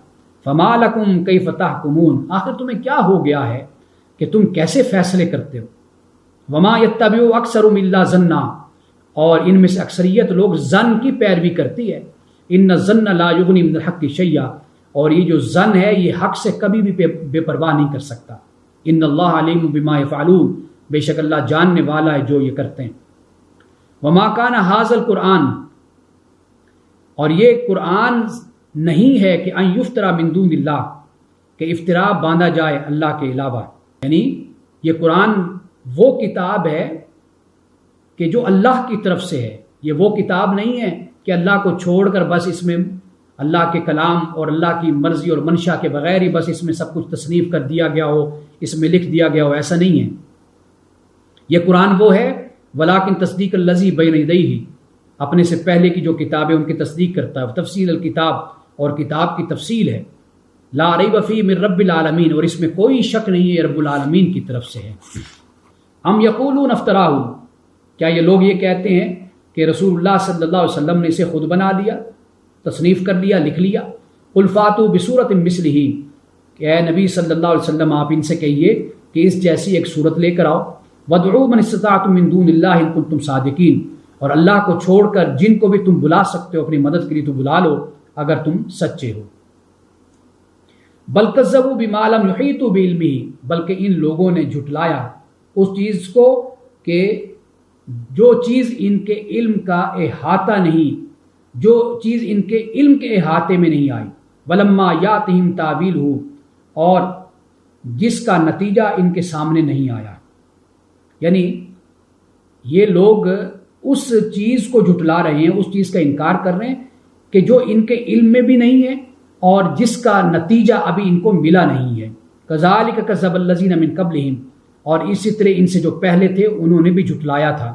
فانظر کیف کان عاقبۃ الظالمین، اور ظالم قوم کا انجام دیکھو کیا ہوا تھا۔ ومنہم من یؤمن بہ ومنہم من لا یؤمن بہ، ان میں سے بعض لوگ ہیں جو ایمان لاتے ہیں اور بعض ہیں جو انکار کرتے ہیں۔ ربک اعلم بالمفسدین، اور تیرا رب زیادہ جانتا ہے فساد کرنے والوں کو۔ اب اس کے بعد 5ویں رکوع کا آغاز ہوتا ہے، اور 5ویں رکوع میں اللہ سبحانہ و تعالیٰ نے ان کا ذکر کیا کہ جو حق کو جھٹلانے والے ہیں اور پھر ان پر اللہ کا عذاب اترا۔ اور اللہ سبحانہ و تعالیٰ نے یہ بھی بیان کر دیا اس رکوع میں کہ جو قبول کرنے کے ذرائع ہیں، یعنی حجت تمام کرنے کے، وہ بھی اللہ تعالیٰ نے تمام کر دیے ہیں اس میں۔ ایسا اب نہیں ہونا چاہیے کہ یہ ان دلائل کی موجودگی میں اور ہدایت کی موجودگی میں یہ حق کا انکار کریں۔ فرمایا وَإِن كَذَّبُوكَ فَقُل لِّي عَمَلِي وَلَكُمْ عَمَلُكُمْ، اور اگر انہوں نے آپ کو جھٹلایا تو آپ ان سے کہہ دیجئے کہ میرا عمل میرے لیے اور تمہارا عمل تمہارے لیے۔ أَنْتُمْ بَرِيئُونَ مِمَّا أَعْمَلُ وَأَنَا بَرِيءٌ مِمَّا تَعْمَلُونَ، اور تم بری اس سے جو میں کرتا ہوں اور میں بری اس سے جو تم کرتے ہو۔ وَمِنْهُمْ مَن يَسْتَمِعُونَ إِلَيْكَ، اور ان میں سے بعد وہ لوگ ہیں کہ جو آپ کی طرف کان تو لگاتے ہیں، لیکن حقیقت یہ کہ افانت تسمع الصم، کہ کیا آپ بہروں کو سنا سکتے ہیں؟ ولو کانوا لا یعقلون، اس لیے کہ وہ لوگ سمجھنا ہی نہیں چاہتے۔ ومنهم من ينظر الیک، ان میں سے بعد وہ ہیں کہ جو آپ کی طرف دیکھتے ہیں حالانکہ وہ دیکھ نہیں رہے ہوتے۔ افانت تهدی العمی ولو کانوا لا یبصرون، تو کیا آپ اندھوں کو راستہ دکھائیں گے جبکہ وہ دیکھنا ہی نہیں چاہتے؟ ان اللہ لا یظلم الناس شیئا ولکن الناس انفسهم یظلمون، بے شک اللہ تعالیٰ لوگوں پر ذرہ بھر بھی ظلم نہیں کرتا لیکن خود لوگ اپنے اوپر ظلم کرتے ہیں۔ اب یہ بات یہاں پر جو بیان کی ہے اس کا پس منظر اتنا ہے کہ رسول اللہ صلی اللہ علیہ وسلم کی بارگاہ میں آتے بیٹھتے، اب رسول اللہ کی بات ایسے لگتا سن رہے ہیں لیکن در حقیقت ان کا مائنڈ اس کے اپوزٹ چل رہا ہوتا تھا کہ کس طرح ہم ان باتوں میں سے کوئی ایسی بات پکڑیں اور پھر اسلام پر ہم اعتراض کریں اور استہزاء اور مذاق کریں۔ رسول اللہ صلی اللہ علیہ وسلم کی طرف دیکھ تو رہے ہوتے تھے لیکن دیکھنا وہ اس طرح کے تاکہ عیوب اور نقائص آپ کی گفتگو سے، کلام سے، آپ کے اٹھنے بیٹھنے معاملات سے کوئی ایسی باتیں نکالی جائیں کہ جس کے بعد پھر مسلمانوں میں ان باتوں کو پھیلایا جائے اور رسول اللہ صلی اللہ علیہ وسلم کی گستاخی کی جائے۔ تو اللہ پاک نے پھر واضح طور پہ فرما دیا کہ لوگ اپنے اوپر ظلم کرتے ہیں، اللہ ظلم نہیں کرتا۔ اس کی وجہ کیا ہے؟ اللہ سبحانہ و تعالیٰ اس لیے ظلم نہیں کرتا کہ اللہ سبحانہ و تعالیٰ نے تو ہدایت عطا کر دی، جیسے میں نے پہلے اس بات کو بیان کیا، اللہ تعالیٰ نے دونوں راستے دکھا دیے۔ اگر اللہ تعالیٰ گمراہ کرنا چاہتا مخلوق کو تو پھر اللہ تعالیٰ ہدایت کے یہ سارے ذرائع کیوں مہیا کرتا؟ تو اللہ نے یہ ہدایت کے سارے ذرائع انسانوں کو مہیا کر دیے ہیں۔ اب انسان ہیں کہ جو ضد اور تعصب کی وجہ سے ہدایت کی طرف نہیں آتے۔ اب آخرت کے حوالے سے یہ ایک سوال ہے جو بڑا ہی کامن سوال ہے، قرآن پاک میں بیان کیا گیا جگہ جگہ پر۔ وَيَقُولُونَ مَتَىٰ هَٰذَا الْوَعْدُ إِن كُنتُمْ صَادِقِينَ، کہتے ہیں کہ جی یہ قیامت کب آئے گی؟ اگر تم سچے ہو تو ہمیں بتاؤ بھائی قیامت کب آنی ہے۔ قیامت کی کھوج لگانا یہ مسلمانوں کا کام نہیں ہوتا، یہ بات یاد رکھیے۔ رسول اللہ صلی اللہ علیہ وسلم کی شان بھی یہی کہ قرآن نے کہا کہ آپ یسألونک کأنک حفی علیہا، کہ یہ آپ سے اس طرح پوچھتے ہیں کہ جیسے آپ کوئی جہنم کی کھوج میں لگے ہوئے ہیں، اپنا قیامت کی کھوج میں لگے ہوئے ہیں۔ ایسا نہیں ہے۔ تو مومنوں کو بھی اسی بات کی تعلیم ہے کہ قیامت کی کھوج میں نہیں لگنا، قیامت کی تیاری کرو، ڈرو اللہ سے، اس دن سے ڈرو کہ جو دن آنے والا ہے۔ اب دیکھیے رسول اللہ صلی اللہ علیہ وسلم کو اللہ پاک نے فرمایا کہ آپ یہ جواب دیجئے، قل لا املک لنفسی ضرا ولا نفعا الا ما شاء اللہ لکل امۃ اجل، اے نبی آپ کہہ دیجئے کہ میں تو اپنے نفس کے لیے بھی نفع اور نقصان کا مالک نہیں ہوں مگر جو اللہ نے چاہا۔ لکل امۃ اجل، ہر امت کے لیے ایک مہلت ہوتی ہے۔ اذا جاء اجلهم لا يستأخرون ساعة ولا يستقدمون، اور جب یہ مہلت آ جاتی ہے تو پھر گھڑی جو ہے، وقت جو ہے، یہ پھر نہ تو تاخیر کا شکار ہوتا ہے اور نہ یہ پہلے ہوتا ہے، یعنی جو وقت اس کا مقرر ہے بالکل اسی وقت پر ہی قیامت آئے گی۔ وَيَسْتَنْبِئُونَكَ أَحَقٌّ هُوَ، آیت نمبر 53 ہے اور اس رکوع کی آخری آیت، رکوع نمبر 5 کی، کہ یہ آپ سے پوچھتے ہیں کیا واقعی یہ سچ ہے جو آپ کہہ رہے ہیں؟ تو آپ کہہ دیجئے ای وربی انہ الحق، کہ میرے رب کی قسم کہ یہ سچ ہے۔ وما انتم بمعجزین، اور تم عاجز کرنے والے نہیں ہو، یعنی جو قیامت نے آنا ہے، عذاب نے آنا ہے، تم اللہ کو عاجز کرنے والے نہیں ہو، مجبور کرنے والے کہ وہ قیامت کو ٹال دے، عذاب کو ٹال دے۔ جو وقت مقرر ہے اس پر تم پر عذاب آئے گا، اور جو وقت مقرر ہے آخرت اور قیامت کا وہ اپنے وقت پر آ جائے گی۔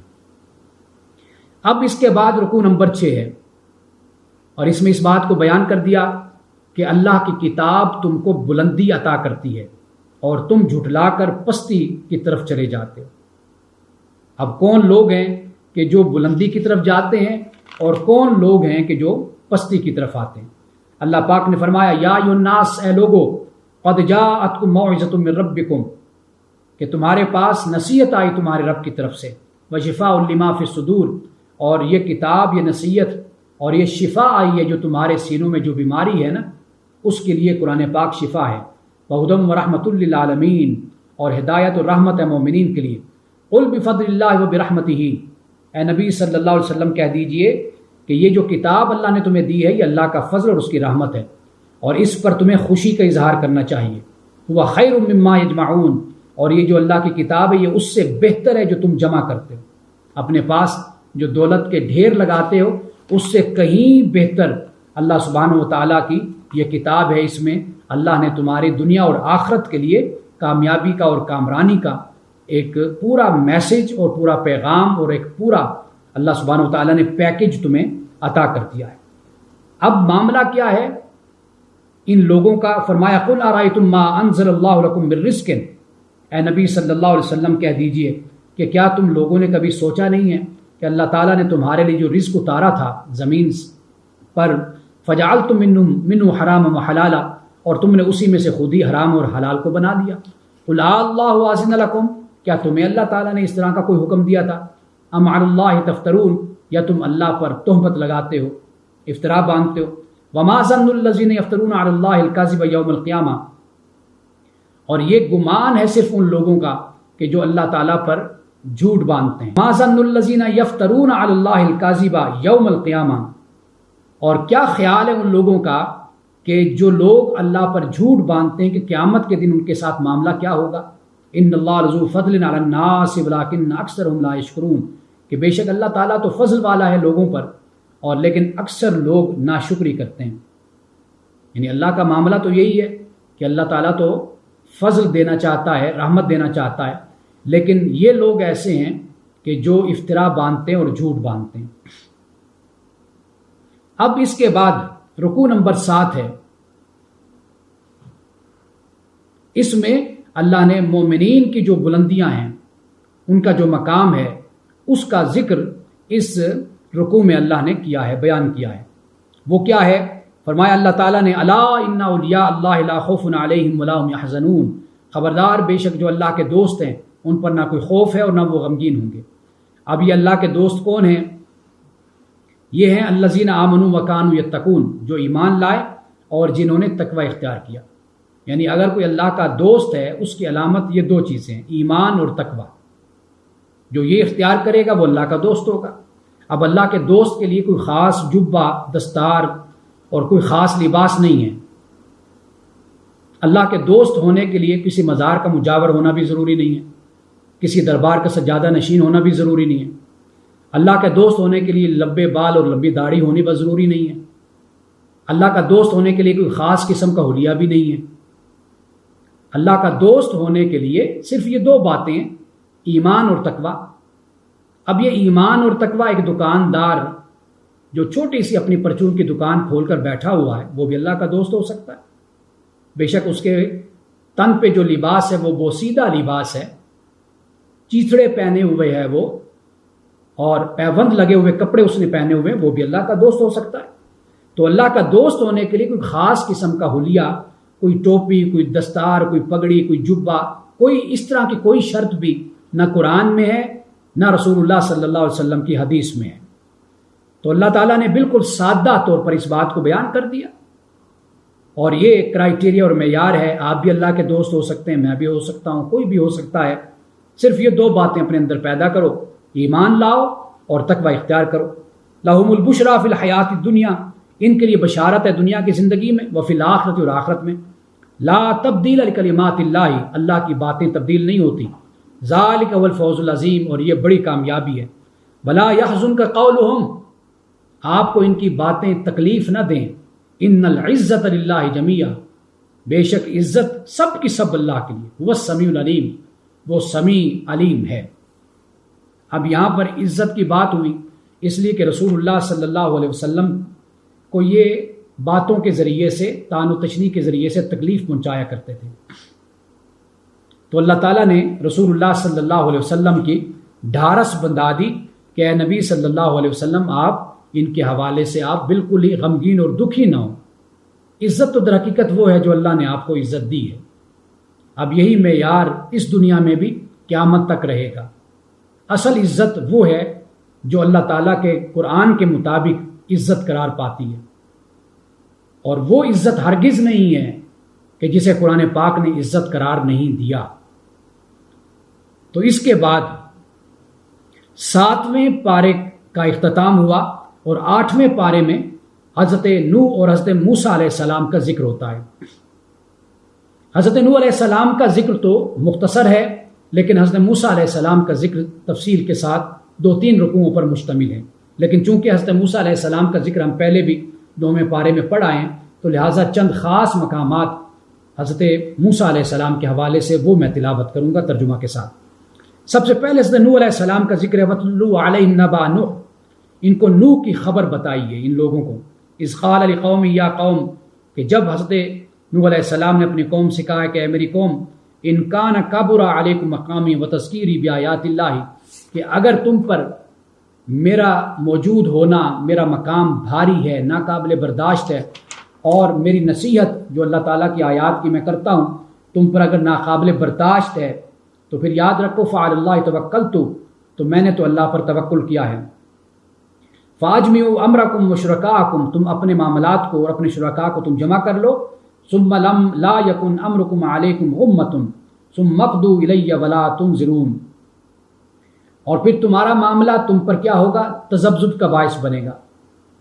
اور ثم اقضوا الی، اور میری طرف جو تم فیصلہ کرنا چاہتے ہو وہ کر لو، ولا تنظرون، لیکن یہ بات یاد رکھو کہ تمہیں مہلت نہیں دی جائے گی، یعنی اپنے تمام معاملات کو جمع کر لو، شرکاء کو جمع کر لو، سب کو اکٹھا کر لو، اور پھر ان کو اکٹھا کر کے پھر تم جو میرے خلاف فیصلہ کرنا چاہتے ہو تم فیصلہ کر لو۔ لیکن یہ بات یاد رکھو فَإِن تَوَلَّيْتُمْ، پھر اگر تم پھر گئے، تم نے روگردانی کی، تو فَمَا سَأَلْتُكُم مِّنْ أَجْرٍ، تو یہ بات یاد رکھو کہ میں یہ جو دعوت و تبلیغ تمہیں کرتا ہوں تو مجھے اس پر کسی اجر کا تم سے سوال نہیں کرنا۔ ان اجر الا علی اللہ، میرا اجر صرف اور صرف میرے رب پر ہے۔ وَأُمِرْتُ أَنْ أَكُونَ مِنَ الْمُسْلِمِينَ، اور مجھے یہ حکم دیا گیا ہے کہ میں مسلمانوں میں شامل رہوں۔ اب اس کے بعد فَكَذَّبُوهُ، تو انہوں نے جھٹلایا، فَنَجَّيْنَاهُ وَمَن مَّعَهُ فِي الْفُلْكِ، تو اللہ پاک فرماتا ہے کہ ہم نے اس کو اور اس کے جو ایمان کے ساتھی تھے ان کو ہم نے کشتی میں نجات دی۔ وَجَعَلْنَاهُمْ خَلَائِفَ وَأَغْرَقْنَا الَّذِينَ كَذَّبُوا بِآيَاتِنَا، اور پھر انہی میں سے ہی ہم نے ان کے خلیفہ بنائے، یعنی پھر اس کے بعد انسانیت کا جو سلسلہ چلا یہ وہی لوگ تھے جو کشتی میں بیٹھے تھے۔ وَأَغْرَقْنَا الَّذِينَ كَذَّبُوا بِآيَاتِنَا، اور ہم نے غرق کر دیا ان لوگوں کو جو جن لوگوں نے ہماری آیات کو جھٹلایا۔ فانظر کیف کان عاقبۃ المنذرین، دیکھو کیسا انجام ہوا جنہیں ڈرایا گیا تھا ان کا۔